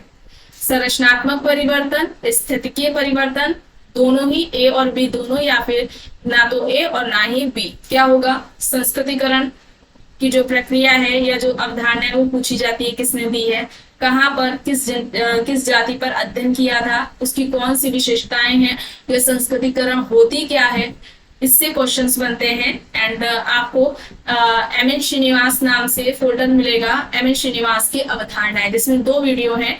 एक आपको जो संस्कृताइजेशन है यानी कि जो संस्कृतिकरण की अवधारणा है वो, और दूसरी प्रभु जाति के बारे में कि कहाँ पर अध्ययन किया है, ठीक है, किस जाति पर किया है, किस बुक में कौन से मतलब कि कॉन्सेप्ट दिया हुआ है ये डोमिनेंट कास्ट का, और किसने है, किसकी अवधारणा है ये, या फिर प्रभु जाति की जो विशेषताएं हैं, लक्षण है वो।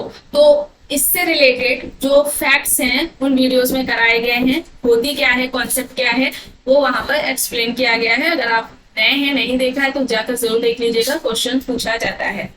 यहाँ पर संस्कृतिकरण करने के बाद कौन सा परिवर्तन देखने को मिलेगा ये बताना है।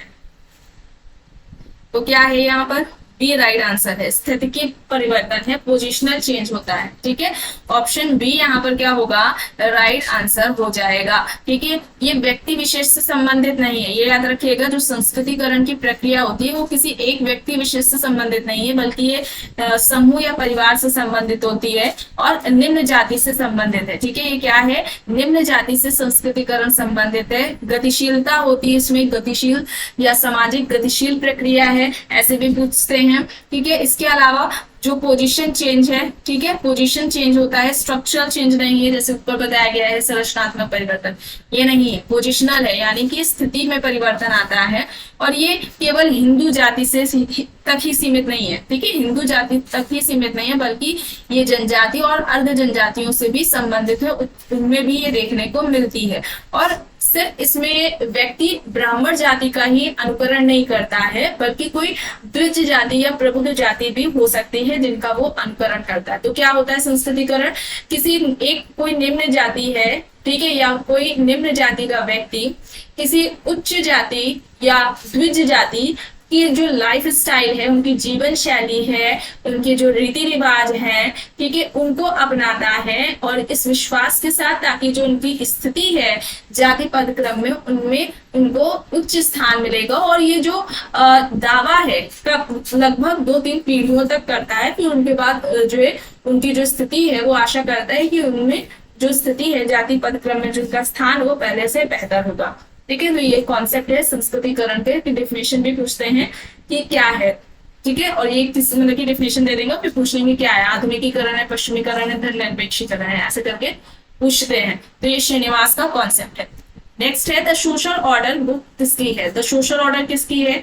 ऑप्शन है Herbert Spencer, R Bierstedt, C H Cooley, या फिर इनमें से कोई नहीं। द सोशल ऑर्डर किसकी हो जाएगी? द सोशल ऑर्डर किसकी है? Herbert Spencer, R Bierstedt, C H Cooley, या फिर इनमें से कोई नहीं। तो आर बेयरस्टेट की, ऑप्शन बी यहाँ पर राइट होगा। नेक्स्ट है the foundation of Indian culture. अब ये बुक किसकी है? The foundation of Indian culture. Option है जी एस बोरिए, George Simmel, Shri Aurobindo, Yogendra Singh. Important है the foundation of Indian culture, तो ये किसकी हो जाएगी? श्री अरबिंदो। तो ऑप्शन सी यहाँ पर राइट है। नेक्स्ट है the Hindu family in its urban setting. अब ये बुक किसकी है? Adam Smith, AD Ross, IP Desai, या फिर ए आर देसाई। इंपॉर्टेंट है बुक।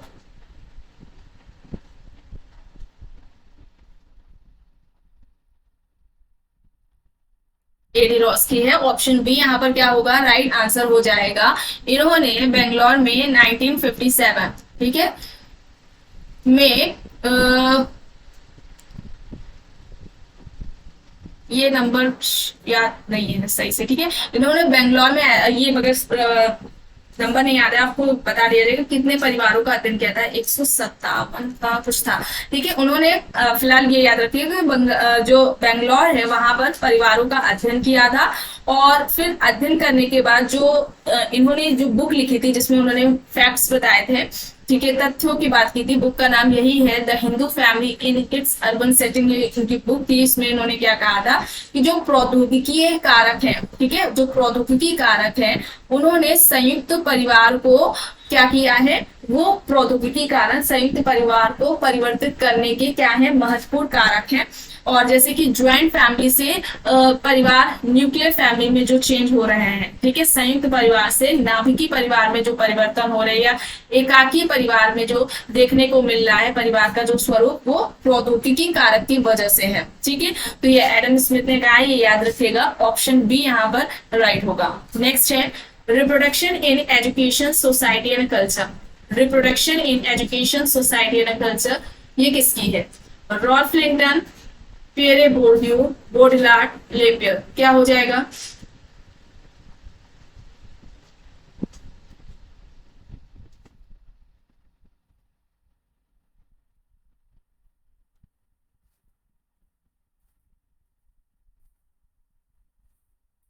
तो यहाँ पर क्या हो जाएगा? बोर्डियो हो जाएगा। ऑप्शन बी यहाँ पर क्या होगा? राइट आंसर हो जाएगा। वर्ग के विश्लेषण के लिए इन्होंने 4 तरह के संपत्ति की बात की थी, या पूंजी हम कह लें, ठीक है, संपत्ति या पूंजी कुछ भी कह ले, वो एक ही है, ठीक है। 4 तरह की बात की थी। जो पहली इन्होंने बताई थी संपत्ति का जो पहला प्रकार बताया था आर्थिक था, ठीक है, आर्थिक। दूसरा जो इन्होंने बताया सामाजिक, सामाजिक संपत्ति या सामाजिक पूंजी कह लें। तीसरा जो इन्होंने बताया सांस्कृतिक, लास्ट में प्रतीकात्मक,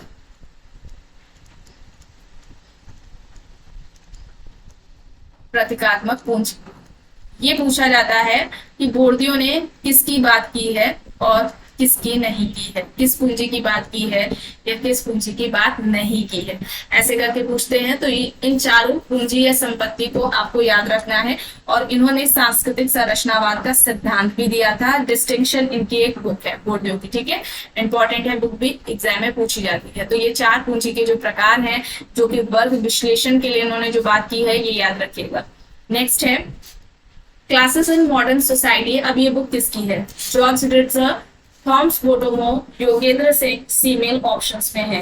classes in modern society book का नाम है, किसकी बुक है?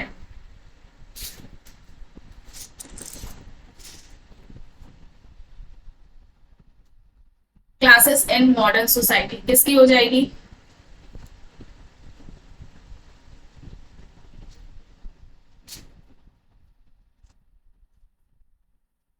तो यहाँ पर बोटोमोर हो जाएगा। ऑप्शन बी क्या होगा? राइट आंसर हो जाएगा। इसके अलावा, इस बुक के अलावा इलीट्स एंड सोसाइटी है एक बुक बोटोमोर की, इलीट्स एंड सोसाइटी। नेक्स्ट जो बुक है मार्क्सिस्ट सोशियोलॉजी है, ठीक है, मार्क्सिस्ट सोशियोलॉजी है। फिर पॉलिटिकल सोशियोलॉजी भी है इनकी बुक, ठीक है, पॉलिटिकल सोशियोलॉजी भी है।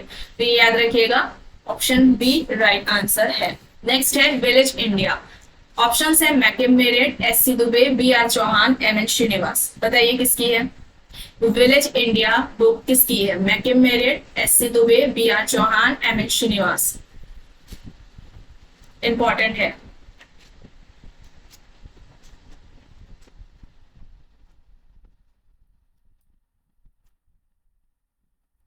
बताइए।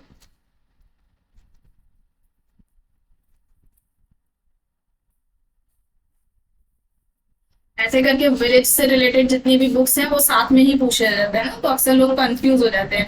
जैसे कि इंडियन विलेज दे देंगे, विलेज इंडिया दे देंगे, इंडिया चेंजिंग विलेजेस दे देंगे, द रिमेम्बर्ड विलेज, सब विलेज से रिलेटेड सारी बुक्स एक साथ पूछ लेंगे मैजिक में। तो यहाँ पर विलेज इंडिया किसकी हो जाएगी? बताइए। इंडियन विलेज किसकी थी? Indian village S C Dube की थी। यहाँ पर इंडियाज विलेज किसकी है? सॉरी, विलेज इंडिया तो मैकम मेरिट की। ऑप्शन ए यहाँ पर क्या होगा? राइट आंसर हो जाएगा। और इनका फील्ड वर्क कहाँ पर रहा है? यूपी के किशनगढ़ी पर अध्ययन किया हुआ था। यूपी के किशनगढ़ी पर इनका अध्ययन था मैकम मेरिट का।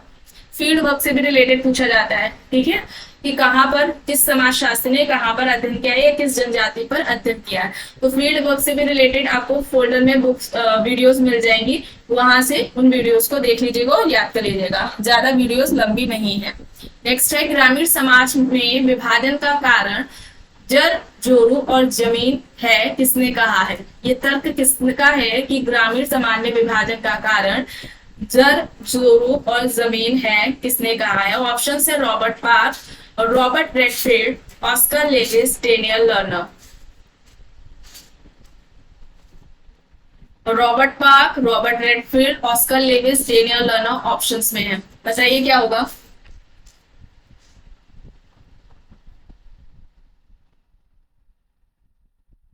तो यहाँ पर राइट आंसर क्या हो जाएगा? ऑस्कर लेविस हो जाएगा। ऑप्शन सी यहाँ पर क्या होगा? राइट आंसर हो जाएगा ऑस्कर लेविस, ठीक है। ऑस्कर लेविस ने गरीबी संस्कृति की भी अवधारणा दी हुई थी और ये भी एग्जाम में पूछा जाता है। गरीबी संस्कृति, इसमें इन्होंने मैक्सिको के कुछ समूहों का अध्ययन किया था और फिर उस अध्ययन के बाद उन्होंने ये कॉन्सेप्ट दिया गरीबी की संस्कृति, और उन्होंने पाया कि वहां पर उन समूहों के लिए गरीबी ये कोई समस्या थी ही नहीं। लोग उसी परिस्थिति में क्या कर रहे थे? रह रहे थे, खुश थे, एंजॉय कर रहे थे, और उनका व्यवहार भी वैसा ही वहां पर विकसित हो जाता है। तो इन्होंने ये कहा था वहां पर लोग गरीबी को एंजॉय करते हैं। ये इनका स्टेटमेंट है, ऑस्कर लेविस का, पूछा जा सकता है, याद रखिएगा। इसके अलावा इन्होंने जजमानी व्यवस्था की भी बात की है, ठीक है, जजमानी व्यवस्था की भी बात ऑस्कर लेविस ने की है। और जजमानी व्यवस्था को इन्होंने एक शोषणकारी संस्था बताया। क्या बताया? शोषणकारी संस्था बताया था। और प्रकार्यात्मक संस्था किसने माना था जजमानी व्यवस्था को? विलियम बाइसन ने। लेकिन जो शोषण संस्था, इसमें क्या कहा था कि जो उच्च जातियां होती हैं वो निम्न जातियों का शोषण करती हैं जजमानी व्यवस्था में। ये ऑस्कर लेविस का कहना है। इस वजह से ये जजमानी सिस्टम को, जजमानी व्यवस्था को शोषणकारी व्यवस्था मानते हैं। और आप वीडियो सर्च करिएगा, गोल टू सक्सेस नाम से, गोल टू सक्सेस, उसमें लिखिएगा जजमानी व्यवस्था। ठीक है, तो आपको एक वीडियो मिलेगी, उसमें जो विलियम वाइजर की है, जिस पर बनी हुई है, विलियम वाइजर ने जो कहा है, तो उनका जो कॉन्सेप्ट रहा है जजमानी व्यवस्था पर, वो वहां पर बताया गया है। उसमें जजमानी व्यवस्था की विशेषताएं क्या होती हैं उनको बताया गया। इसके अलावा और जो जजमानी व्यवस्था की बात करते हैं, जैसे ऑस्कर लेविस ने जो बात की है, वहां पर भी उसमें कराया गया है, तो उस वीडियो को जरूर देख लीजिएगा। नेक्स्ट है, किसी समाज की संस्कृति उसके सदस्यों की जीवन शैली है, विचारों आदतों का संग्रह है, जिन्हें पीढ़ी दर पीढ़ी वह सीखते हैं, एक दूसरे में बांटते हैं और दूसरों तक संचार करते हैं। यह तर्क है। ऑप्शन है हॉबेल, प्रोबर, जॉनसन और Rolf Linton.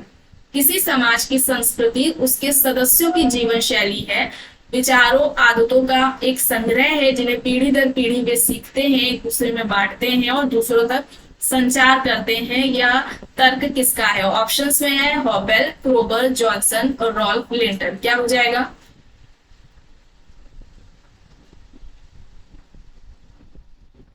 Rolf Linton, option D यहाँ पर राइट होगा। नेक्स्ट है, प्रत्येक समूह की यह प्रवृत्ति होती है कि वे अपनी संस्कृति की श्रेष्ठता को ही मानते हैं, ये कहलाता है।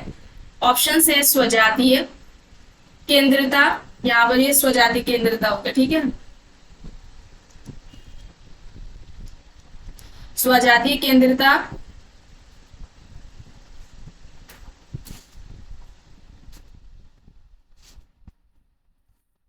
फिर केंद्रिता, सार्वभौमिकता, सांस्कृतिक सापेक्षवाद, सांस्कृतिक प्रतिमान।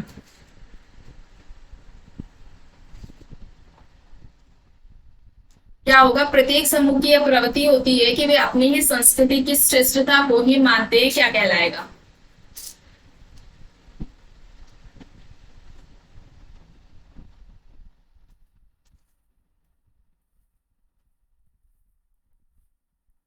सांस्कृतिक सार्वभौमिकता है। ठीक है, स्वजातीय केंद्रिता या स्वजातीय केंद्रवाद, ऐसे भी होता है, स्वजातीय केंद्रवाद, सांस्कृतिक सार्वभौमिकता, सांस्कृतिक सापेक्षवाद या फिर सांस्कृतिक प्रतिमान।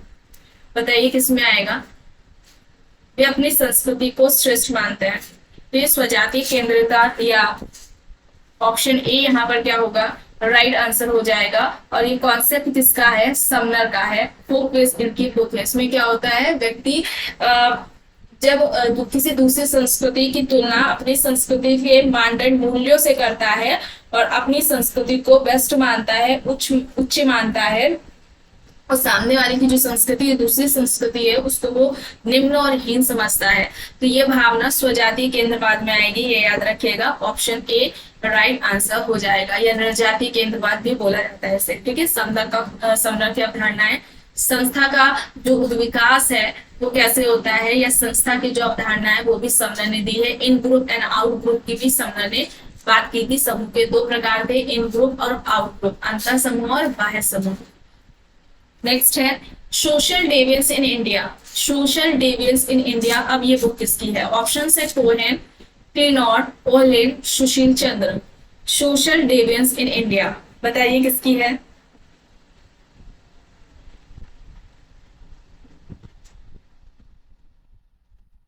Social deviance in India book किसकी है? डेवियंस होता क्या है, विचलन क्या है? जब सामाजिक नियमों या अपेक्षाओं, जो समाज अपेक्षा रखता है या जो सामाजिक नियम होते हैं, इनके विपरीत जब व्यक्ति व्यवहार करता है, उसको ही हम सामाजिक विचलन कहते हैं, सोशल डेवियंस कहते हैं। ठीक है, और हम इसकी जो विशेषताएं देख ले, जो पॉइंट्स में दे देते हैं ना, लक्षण किसमें आएगा या जो विशेषताएं हैं इससे संबंधित वो कौन सी है कौन सी नहीं है, तो ऐसा करके बता रहे हैं, आप ध्यान दीजिएगा। जैसे कि कोई भी समाज विचलन व्यवहार से क्या होता है, मुक्त नहीं होता। ऐसा कोई समाज नहीं जिसमें डेविएंट बिहेवियर पाया ही ना जाता हो। ठीक है, ऐसा नहीं है।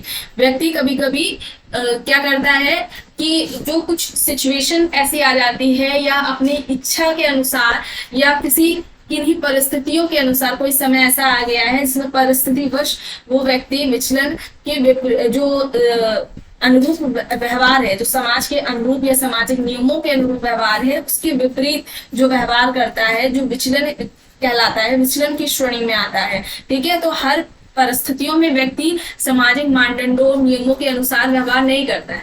किसी भी कोई समय में कोई सिचुएशन ऐसी आ जाती है जिसमें वो जो नियम है, सामाजिक नियम है, उनके विपरीत व्यवहार करता है, उसको ही विचलन कहा गया है। और इसकी समान परिभाषा नहीं है जो हर समाज में लागू हो, है ना। किसी समाज में कोई व्यवहार डेवियंस की श्रेणी में आता है तो किसी समाज में नहीं आता है। ये समय सापेक्षिक है। ठीक है, ये अवधारणा क्या है, समय सापेक्षिक है। किसी समय में ये व्यवहार विचलन की श्रेणी में आ सकता है और किसी समय में ये नहीं भी आ सकता है। ठीक है, और ये अनुरूपता के साथ साथ, अनुरूपता मतलब जो सामाजिक नियमों और जो मानदंड है उनके अनुरूप जो व्यवहार किया जाता है उसको ही हम अनुरूपता कहते हैं। और विचलन जो उसके विपरीत, सामाजिक नियमों मानदंडों के विपरीत व्यवहार व्यक्ति कर रहा है, वो विचलन की श्रेणी में आता है। तो अनुरूपता और विचलन है वो साथ साथ समाज में चलते हैं। समाज, कोई भी समाज विचलन मुक्त नहीं है कि विचलन ना होता हो, विचलन समाज में देखने को मिलता ही है। और व्यक्ति ही हमेशा विचलन के लिए जिम्मेदार नहीं होता है, बल्कि जो मूल्य है या समाज की जो अपेक्षाएं होती हैं वो भी कभी कभी विरोधाभासी हो जाती है। ठीक है, तो यहाँ पर जो सोशल डेविस इन इंडिया जो बुक है वो किसकी है, सुशील चंद्र की है। ऑप्शन डी यहाँ पर राइट आंसर हो जाएगा। नेक्स्ट है, किसका कहना है कि आधुनिकता की जो परियोजना है वो अभी अधूरी है। ऑप्शंस में है फूको, जेमसन, गिलपिन, हेबरमास। क्या हो जाएगा, फूको, जेमसन, गिलपिन, हेबरमास। ऑप्शंस में है आधुनिकता की जो परियोजना है वो अभी अधूरी है। किसका कहना है,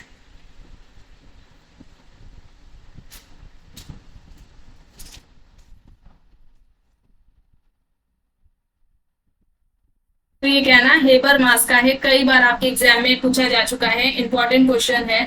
ठीक है, हेबर मास का है। हेबर मार्क्स मार्क्सवादी विचारक में आते हैं, मार्क्सवादी विचारक में आते हैं, ये याद रखिएगा हेबर मास। और इन्होंने क्या कहा था कि जो पूंजीवाद है या आधुनिकता है उसका कोई ऑप्शन है ही नहीं, उसका कोई विकल्प नहीं है। और वो जो हेबर मास है वो कैपिटलिज्म और जो डेमोक्रेसी है और जो मॉडर्निटी है उन सभी तीनों को क्या कहते हैं, ये तीनों ही पर्यायवाची हैं एक दूसरे के। यानी कि जो कैपिटलिज्म जो पूंजीवादी है, डेमोक्रेसी लोकतंत्र, और जो मॉडर्निटी है आधुनिकता, ये क्या है, एक दूसरे के पर्यायवाची है।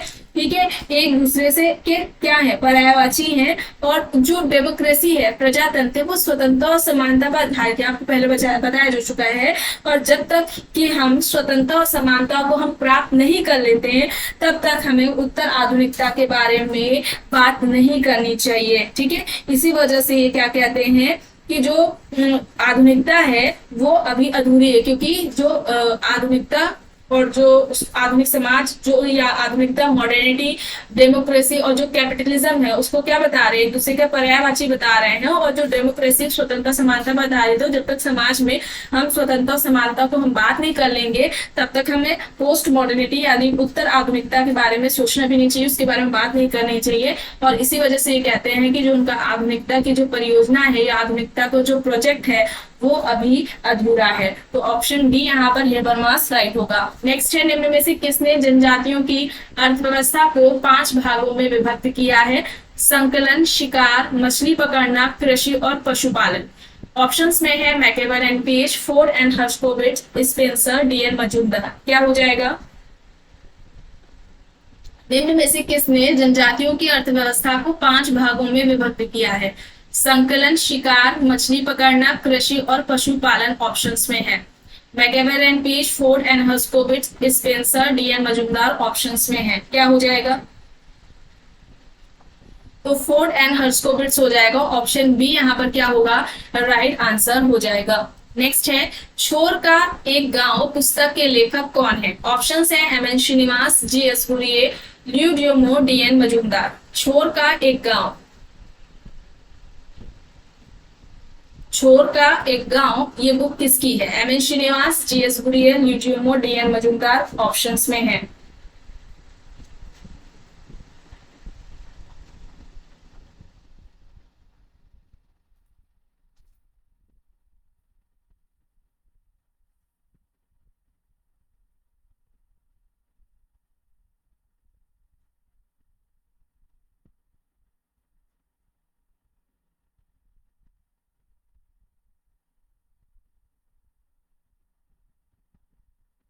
तो यहाँ पर क्या हो जाएगी, DN मजूमदार हो जाएगा, इनकी ये बुक है। ऑप्शन डी यहाँ पर क्या हो जाएगा, राइट आंसर हो जाएगा। और इन्होंने हो जनजाति का क्या किया था, अध्ययन किया था। हो जनजाति पर इनका अध्ययन रहा है।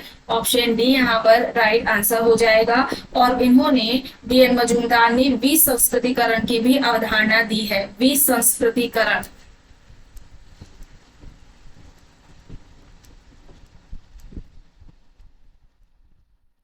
ठीक है। विसंस्कृतिकरण क्या होता है, इसमें कोई उच्च जाति या कोई शूद्र जाति या पारंपरिक जीवन शैली का कोई त्याग करता है और उसके बदले में आधुनिक जो लाइफ स्टाइल है, मॉडर्न लाइफ स्टाइल है, आधुनिक जीवन शैली है, या जो धन निरपेक्षीकरण की प्रक्रिया है उसको अपनाता है। मांसाहारी नॉनवेज खाने लगता है, उसका यूज करता है, जनेऊ का त्याग करता है, जो जातीय नियम है उनकी उनकी उपेक्षा करने लगता है, उनको फॉलो नहीं करता है। और ये प्रक्रिया जो DN मजूमदार कहते हैं वो जो उच्च जातियां हैं जो कि ब्राह्मण है उसमें पहले शुरू हुई। और जिनका जिस कारण क्या था कि जो आधुनिक शिक्षा है, ठीक है, और जो ब्रिटिश से उनका जो संपर्क था, इस वजह से ये पहले किसमें देखने को मिली, जो उच्च जातियां थी ब्राह्मण, उनमें ये देखने को मिले। और फिर निम्न जातियों में भी ये DN मजूमदार कहते हैं कि ये उनमें भी पाई गई थी, क्योंकि जो उच्च जातियां थी, जो निम्न जातियां थी, वो उच्च जातियों का क्या करती थी, संदर्भ समूह, उनका एक तरीके से निम्न जातियों का संदर्भ समूह रही है उच्च जातियों, और संदर्भ समूह उनका अनुकरण करती थी निम्न जातियां उच्च जातियों का, ठीक है। तो वहां से भी ये जो प्रक्रिया है, या हम कहें जिसको विसंस्कृतिकरण कहते हैं, उच्च जातियों के साथ साथ जो निम्न जातियां हैं उनमें भी ये देखने को मिली है, ठीक है। तो ये DN मजूमदार का कॉन्सेप्ट था, ये याद रखिएगा, विसंस्कृतिकरण। ऑप्शन डी यहाँ पर राइट है। नेक्स्ट है, लिंटन ने प्रदत्त और अर्जित परिस्थितियों में भेद अपनी जिस पुस्तक में किया है वो है the tree of culture, the study of man, man and society, या फिर इनमें से कोई नहीं। लिंटन ने प्रदत्त और अर्जित परिस्थितियों में जो अंतर है वो किस बुक में किया है, किस बुक में उन्होंने परिस्थिति की बात की है। परिस्थिति के दो प्रकार बताए थे, प्रदत्त और अर्जित परिस्थिति। प्रदत्त परिस्थिति जिसे व्यक्ति जन्म से प्राप्त कर रहा है, और अर्जित परिस्थिति जिसे व्यक्ति अपनी योग्यता से प्राप्त करता है, वो प्रदत्त अर्जित परिस्थिति कहलाती है। और सबसे पहले ही लिंटन ने, रॉल्फ लिंटन ने ही सबसे पहले सिस्टमेटिक तरीके से, व्यवस्थित तरीके से प्रदत्त और परिस्थिति की बात की हुई थी। तो यहाँ पर बुक हो जाएगी the study of man. Option यहाँ पर क्या हो जाएगा, बी राइट आंसर हो जाएगा। नेक्स्ट है, पोर्टलैश प्रथा निम्न में से किस जनजाति में नहीं पाई जाती है, नहीं पाई जाती है, ये पूछा जा रहा है। जनजातियां कौन कौन सी हैं, सिमशियन जनजाति, हैडा जनजाति, बैगा जनजाति और क्वाइटुल जनजाति। क्या हो जाएगा, पोर्टलैश प्रथा क्या होती है, आपको पहले भी बताया जा चुका है, पूछा जा सकता है। सहकष्टी कुवैत प्रथा क्या होती है, लेविरेट प्रथा क्या है, सोरोरेट प्रथा क्या है। लेविरेट और सोरोरेट पर शॉर्ट्स में वीडियो भी बना हुआ है, अब जब चैनल आप चेक करेंगे तो उसमें अब मिल जाएगा। पोर्टलैश में क्या होता है, समानता देखने को मिलता है, धन संचय, संपत्ति, जो हम संपत्तियों का जो हम संकलन करते हैं उससे हम प्रतिष्ठा या स्टेटस का पता लगाते हैं कि किसके पास ज्यादा संपत्ति है, उसके पास ही जो है क्या होगा, स्टेटस होगा। उच्च जो परिस्थिति है, या हम जिसको हम प्रतिष्ठा कहते हैं, या जो सामाजिक शक्ति है, वो धन के आधार पर प्राप्त की जाती है, जिसके पास ज्यादा होगा धन, ठीक है। लेकिन अमेरिका के उत्तर पश्चिमी तटों पर कुछ जनजातियां होती हैं जो कि प्रतिष्ठा का मतलब, जो सामाजिक प्रतिष्ठा का मतलब धन संचय से नहीं है कि किसके पास ज्यादा धन है वो प्रतिष्ठा माना है, उसके पास उसको माना जाएगा कि वो प्रतिष्ठित है जाति। लेकिन वहां पर क्या देखने को मिला कि धन का जो ज्यादा से ज्यादा खर्च कर रहा है, व्यय कर रहा है, उससे जो व्यय करके खर्च करके दिखाना होता है समाज में, उसके आधार पर ये देखा जाता है कि कौन सी जो जाति है वो प्रतिष्ठित जाति है। ठीक है, धन खर्च करके प्रतिष्ठा को प्रदर्शित किया जाता है, इसमें दिखाया जाता है कौन सी जाति क्या है, संपन्न जाति है। तो ये कॉटलेज प्रथा है। ठीक है, तो ये कहाँ पर नहीं देखने को मिलती है, बैगा जनजाति में। कहाँ नहीं पाई जाती है, बैगा जनजाति में। ऑप्शन सी यहाँ पर क्या होगा, राइट होगा। नेक्स्ट है, किसने आधुनिकता का संबंध मूल्यों और विचारधाराओं के साथ जोड़ा है। आधुनिकता का संबंध मूल्यों और विचारधारा के साथ है, किसने बात की है। ऑप्शंस में पार्सन्स है, दुर्खीम है, जॉर्ज रटजर है, गिडेंस है। क्या हो जाएगा, Parsons, Durkheim, George Ritzer, Giddens options में है। क्या हो जाएगा यहाँ पर राइट आंसर, तो यहाँ पर जॉर्ज रिट्जर हो जाएगा। ऑप्शन सी यहाँ पर क्या होगा, राइट आंसर हो जाएगा। नेक्स्ट है, जिस समाज में स्त्रीकरण जितना अधिक जटिल रूप में होगा वह समाज उतना ही अधिक आधुनिक माना जाएगा, यह तर्क है। ऑप्शन है पार्सन्स, स्पेंसर, दुर्खीम, डॉर्विन। समाज में स्त्रीकरण जितना अधिक जटिल रूप में होगा वो समाज उतना ही अधिक आधुनिक माना जाएगा, यह तर्क किसका है। Parsons, Spencer, Durkheim, Darwin options में है। क्या हो जाएगा यहाँ पर राइट आंसर, तो यहाँ पर क्या हो जाएगा, दुर्खीम हो जाएगा। ऑप्शन सी यहाँ पर क्या होगा, राइट आंसर हो जाएगा। The division of labour in society, ये इनकी बुक है दुर्खीम की, the division of labour in society. इसके अलावा सुसाइड, 4 तरह की आत्महत्या की बात की थी। आत्महत्या के 4 प्रकार भी पूछ लिए जाते हैं दुर्खीम में, किन प्रकार की बात की है, किन की नहीं। भाग्यवादी आत्महत्या, एनोमी आत्महत्या की बात की है, मानक शून्यता जिसे बोलती है, प्रतिमानहीनता आत्महत्या बोलते हैं एनोमी को। इसके अलावा परार्थवादी, ठीक है, अहमवादी आत्महत्या, ये 4 प्रकार हैं जो दुर्खीम में बताए हैं। सुसाइड इनकी बुक है। इसके अलावा जो इनकी और बुक है जैसे कि the elementary forms of religious life, धर्म का समाजशास्त्रीय सिद्धांत दिया, धर्म का जो प्रारंभिक स्वरूप बताया था वो टोटेमवाद को बताया था। ठीक है, किसको बताया था, धर्म का प्रारंभिक स्वरूप टोटेमवाद को बताया था दुर्खीम ने। और इन्होंने क्या कहा था दुर्खीम ने कि जो इसके अलावा इन्होंने ऑस्ट्रेलिया के अरुंडा जाति पर, है ना, ऑस्ट्रेलिया की अरुंडा जनजाति पर इनका अध्ययन रहा है। जनजाति से रिलेटेड पूछ लिया जाता है किसका कहाँ रहा है, टोडा जनजाति पर किसने वर्क किया हुआ है, फील्ड वर्क रिवर्स का रहा है। ठीक है, तो ऑस्ट्रेलिया की अरुंडा जनजाति पर किसका रहा है, दुर्खीम का। सोशल फैक्ट, सामाजिक तथ्य की बात की है। और जो आत्महत्या है उसको व्यक्तिगत कोई क्रिया नहीं माना कि आत्महत्या जो व्यक्ति कर रहा है ये कोई व्यक्तिगत क्रिया नहीं है बल्कि एक सामाजिक क्रिया है, सामाजिक तथ्य है। तो ये याद रखिएगा, आत्महत्या को सामाजिक क्रिया या सामाजिक तथ्य किसने माना है, दुर्खीम ने माना है। ये यहाँ पर इंपॉर्टेंट आपको बताया जा रहा है। इसके अलावा जो इनकी एक बुक है education and sociology, education and sociology, ये दुर्खीम की बुक है। एकता की भी 2 तरह की एकता की बात की थी, सामूहिक एकता और यांत्रिक एकता। सामूहिक प्रतिनिधान की बात की हुई है इन्होंने। तो ये सारे फैक्ट्स जो आपको बताए गए हैं ये जरूर याद कर लीजिएगा। एक आपको वीडियो में प्लेलिस्ट में फोल्डर मिलेगा महत्वपूर्ण अवधारणाओं करके, उसमें आई थिंक 11-12 शायद वीडियोस हैं टोटल, और ज्यादा लंबी नहीं है वो वीडियो, 10 या 12 मिनट की आई थिंक होगी। उसमें जितने भी कॉन्सेप्ट्स हैं, केवल कॉन्सेप्ट्स किसने दिए हैं और नाम क्या है वो ही कराया गया है, ज्यादा डिटेलिंग में नहीं बताया गया है। तो उन वहां से आपको शॉर्ट्स में वो आपके नोट्स तैयार हो जाएंगे, वहां से उन वीडियोस को देख लीजिएगा। प्लेलिस्ट में फोल्डर मिल जाएगा महत्वपूर्ण अवधारणाओं के नाम से। ठीक है, फोल्डर बना हुआ है, तो वहां पर केवल कॉन्सेप्ट बताए गए हैं। जैसे कि अभी यहाँ पर आपको बताया जा रहा है धर्म का समाजशास्त्रीय सिद्धांत किसका हो गया, ये अवधारणा, सामाजिक तथ्य की अवधारणा ये।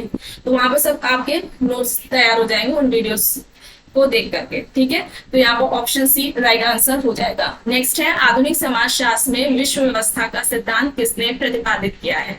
ऑप्शन है टीबी बोटोमो, एंथनी गिडेंस, ए वॉलस्टीन, जे हेबरमास। आधुनिक समाजशास्त्र में विश्व व्यवस्था का सिद्धांत, वर्ल्ड सिस्टम थ्योरी किसने दी है।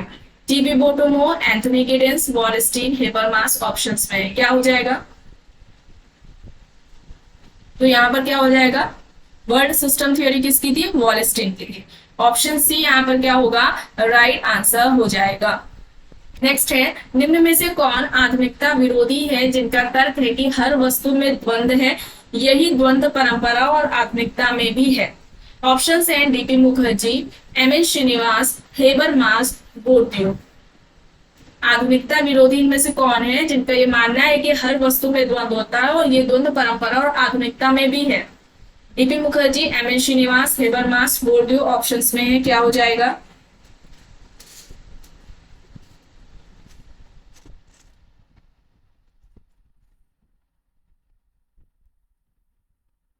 तो यहाँ पर क्या हो जाएगा?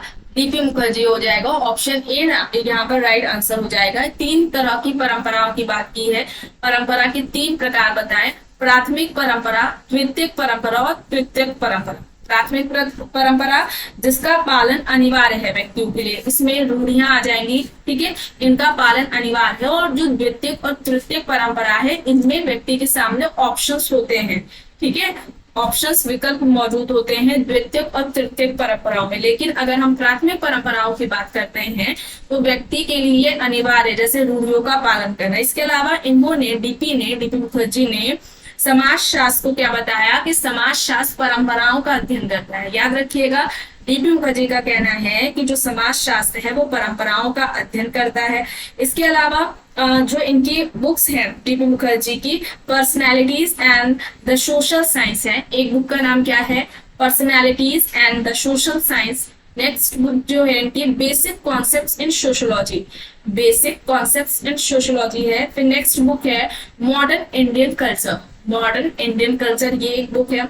नेक्स्ट बुक है problems of Indian youth, problem of Indian youth, ये एक बुक है, problems of Indian youth. Next book है view and counter views, view and counter views, ये एक बुक है। डाइवर्सिटीज आपको पता ही होगी, एग्जाम में पूछी जा चुकी कई बार। Tagore a study, Tagore a study, ये भी इनकी डीपी मुखर्जी की बुक है। और इन्होंने क्या बताया था कि परंपराओं के जरिए ही, परंपराओं के माध्यम से ही हम भारतीय समाज में जो परिवर्तन हो रहे हैं उनका अध्ययन किया जा सकता है, ठीक है। तो ये डीपी मुखर्जी से रिलेटेड कुछ फैक्ट्स थे। इन सभी के लिए आप लोगों को जितने भी फैक्ट्स बताए जाते हैं उनके नोट्स जरूर बना लिया करिए, वो आपके लिए काफी हेल्पफुल रहेंगे, आपके एग्जाम के लिए आपको काफी मदद मिलेगी। एंड ये किसी काफी बुक्स को पढ़ने के बाद ही ये सब आपको फैक्ट्स बताए जाते हैं और काफी टाइम भी लगता है, ठीक है। तो इनके नोट्स जरूर बना लिया करिए। ऑप्शन ए यहाँ पर डीपी मुखर्जी राइट आंसर हो जाएगा। नेक्स्ट है, एक ग्रामीण क्षेत्र वह है जिसके निवासी प्रत्यक्ष रूप से प्रकृति पर निर्भर होते हैं, जिसका आकार सीमित होता है और घनिष्ठ व प्राथमिक संबंध पाए जाते हैं। यह तर्क है। ऑप्शन है Kingsley Davis, MacIver and Page, Henry Maine, Landis. एक ग्रामीण क्षेत्र के बारे में बता रहे हैं कि एक ग्रामीण क्षेत्र वो है जिसके निवासी प्रकृति पर प्रत्यक्ष रूप से निर्भर हैं। इनका जो ग्रामीण है क्षेत्र, उसका आकार भी क्या है? सीमित है, और वहां पर घनिष्ठ प्राथमिक संबंध पाए जाते हैं। किसका कहना है ये बताइए? Davis, MacIver, Page, Henry Maine, Landis options में है। तो यहाँ पर राइट आंसर क्या हो जाएगा? लैंडिस हो जाएगा, ऑप्शन डी यहाँ पर राइट होगा। नेक्स्ट है, संस्कृति मनुष्य का साधन है जिसके द्वारा वह अपने लक्ष्यों की प्राप्ति करता है, जिसके द्वारा व्यक्ति अपनी शारीरिक, मानसिक, अन्य आवश्यकताओं की पूर्ति करता है या जीवन व्यतीत करने की संपूर्ण विधि है। संस्कृति है वो जीवन व्यतीत करने की संपूर्ण विधि है। किसका कहना है? ऑप्शंस है Redfield, Malinowski, David Bidney, Joseph Fisher. क्या हो जाएगा?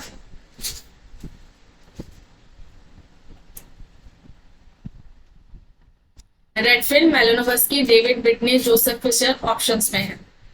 किसने संस्कृति की इस तरीके से परिभाषा दी है? तो यहाँ पर क्या हो जाएगा? राइट आंसर मैलिनोवस्की हो जाएगा। ऑप्शन बी यहाँ पर क्या होगा? राइट आंसर हो जाएगा। मैलिनोवस्की ने संस्कृति को मानव आवश्यकताओं की पूर्ति का साधन बताया था, और इस संस्कृति का निर्माण भी किसने किया है? व्यक्ति ने ही किया है अपनी आवश्यकताओं को पूरा करने के लिए। तीन तरह की आवश्यकताओं की भी बात करते हैं मैलिनोवस्की, प्राथमिक, द्वितीयक और तृतीयक, ठीक है। तो ऑप्शन बी यहाँ पर राइट है। नेक्स्ट है, किसने समाजशास्त्र और मानव शास्त्र को एक कहा है? कि समाजशास्त्र और मानव शास्त्र एक है। Hutton, D N Majumdar, Hoebel, Kroeber options में है। Hutton, D N Majumdar, Hoebel, Kroeber options हैं। बताइए क्या होगा? क्या है यहाँ पर राइट आंसर?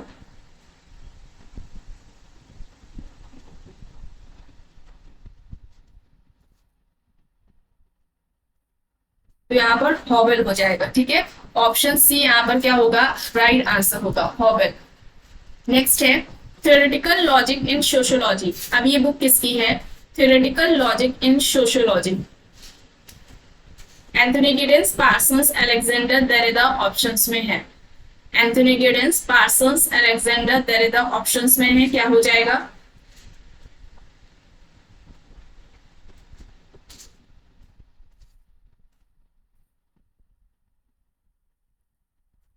तो ये जो बुक है वो अलेक्जेंडर की है, ऑप्शन सी यहाँ पर राइट होगा। नेक्स्ट है एम एन श्रीनिवास द्वारा प्रभु जाति अनुभाषित अध्ययन कहाँ किया है। प्रभु जाति का अनुभाषित अध्ययन एम एन श्रीनिवास के द्वारा कहाँ किया गया। मुकुंदपुरा, किशनगढ़ी, रामपुर या फिर शमीरपेट, क्या हो जाएगा।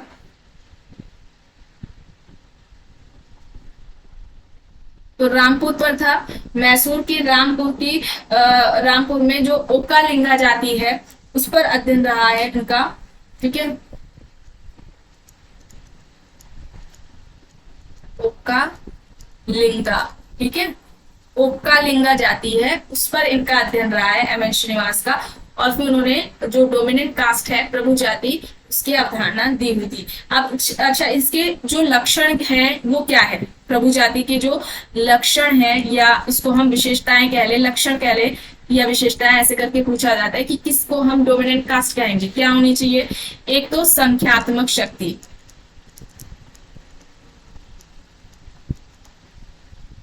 ठीक है, संख्यात्मक शक्ति। जो दूसरी है वो आर्थिक शक्ति है, ठीक है, आर्थिक शक्ति। और फिर राजनीतिक शक्ति, पॉलिटिकल पावर, ठीक है, संख्या में ज्यादा होनी चाहिए। आर्थिक शक्ति से मतलब उनकी भूमि व्यवस्था से था, भूमि और राजनीतिक शक्ति, ये तीन लक्षण थे एम एन श्रीनिवास ने बताए। ये तीन जिसमें भी पाए जाएंगे जिस जाति में उसको हम डोमिनेंट कास्ट कहेंगे, ऐसा कहना श्रीनिवास का था। तो ऑप्शन सी यहाँ पर राइट आंसर है। और इसकी आलोचना में एस.सी. दुबे ने, डोमिनेंट कास्ट की आलोचना में उन्होंने प्रभु व्यक्ति की अवधारणा दी थी एस.सी. दुबे ने। तो ऑप्शन सी यहाँ पर रामपुर राइट होगा। नेक्स्ट है अपनी पुस्तक में किसने वर्णन किया है कि वेदों में अविवाहित व्यक्ति को अपवित्र माना गया है। KM. Kapadia, AS. Altekar, AM. Shah या फिर इनमें से कोई नहीं। किसने कहा वेदों में अविवाहित व्यक्ति अपवित्र है, किसने अपनी बुक में ये बात कही है कि वेदों में अविवाहित व्यक्ति अपवित्र है। तो यहाँ पर अल्टेकर हो जाएगा, ए.एस. अल्टेकर, ऑप्शन बी यहाँ पर राइट होगा। नेक्स्ट है एशियन लॉ। एशियन लॉ किसकी बुक है, हेनरीमैन, ग्रीन, रेडफील्ड या फिर इनमें से कोई नहीं। एशियन लॉ किसकी बुक है, तो ये हेनरीमैन की है। तो आज की वीडियो में बस इतना ही। आई होप आपको वीडियो पसंद आई होगी। अगर वीडियो पसंद आई है तो प्लीज लाइक करिएगा, कमेंट करके जरूर बताइएगा। अगर आप चैनल पर नए हैं तो चैनल को भी जरूर सब्सक्राइब कर लीजिएगा एंड इस वीडियो को जितना हो सके ज्यादा से ज्यादा लोगों के साथ शेयर भी जरूर करिएगा। Thank you.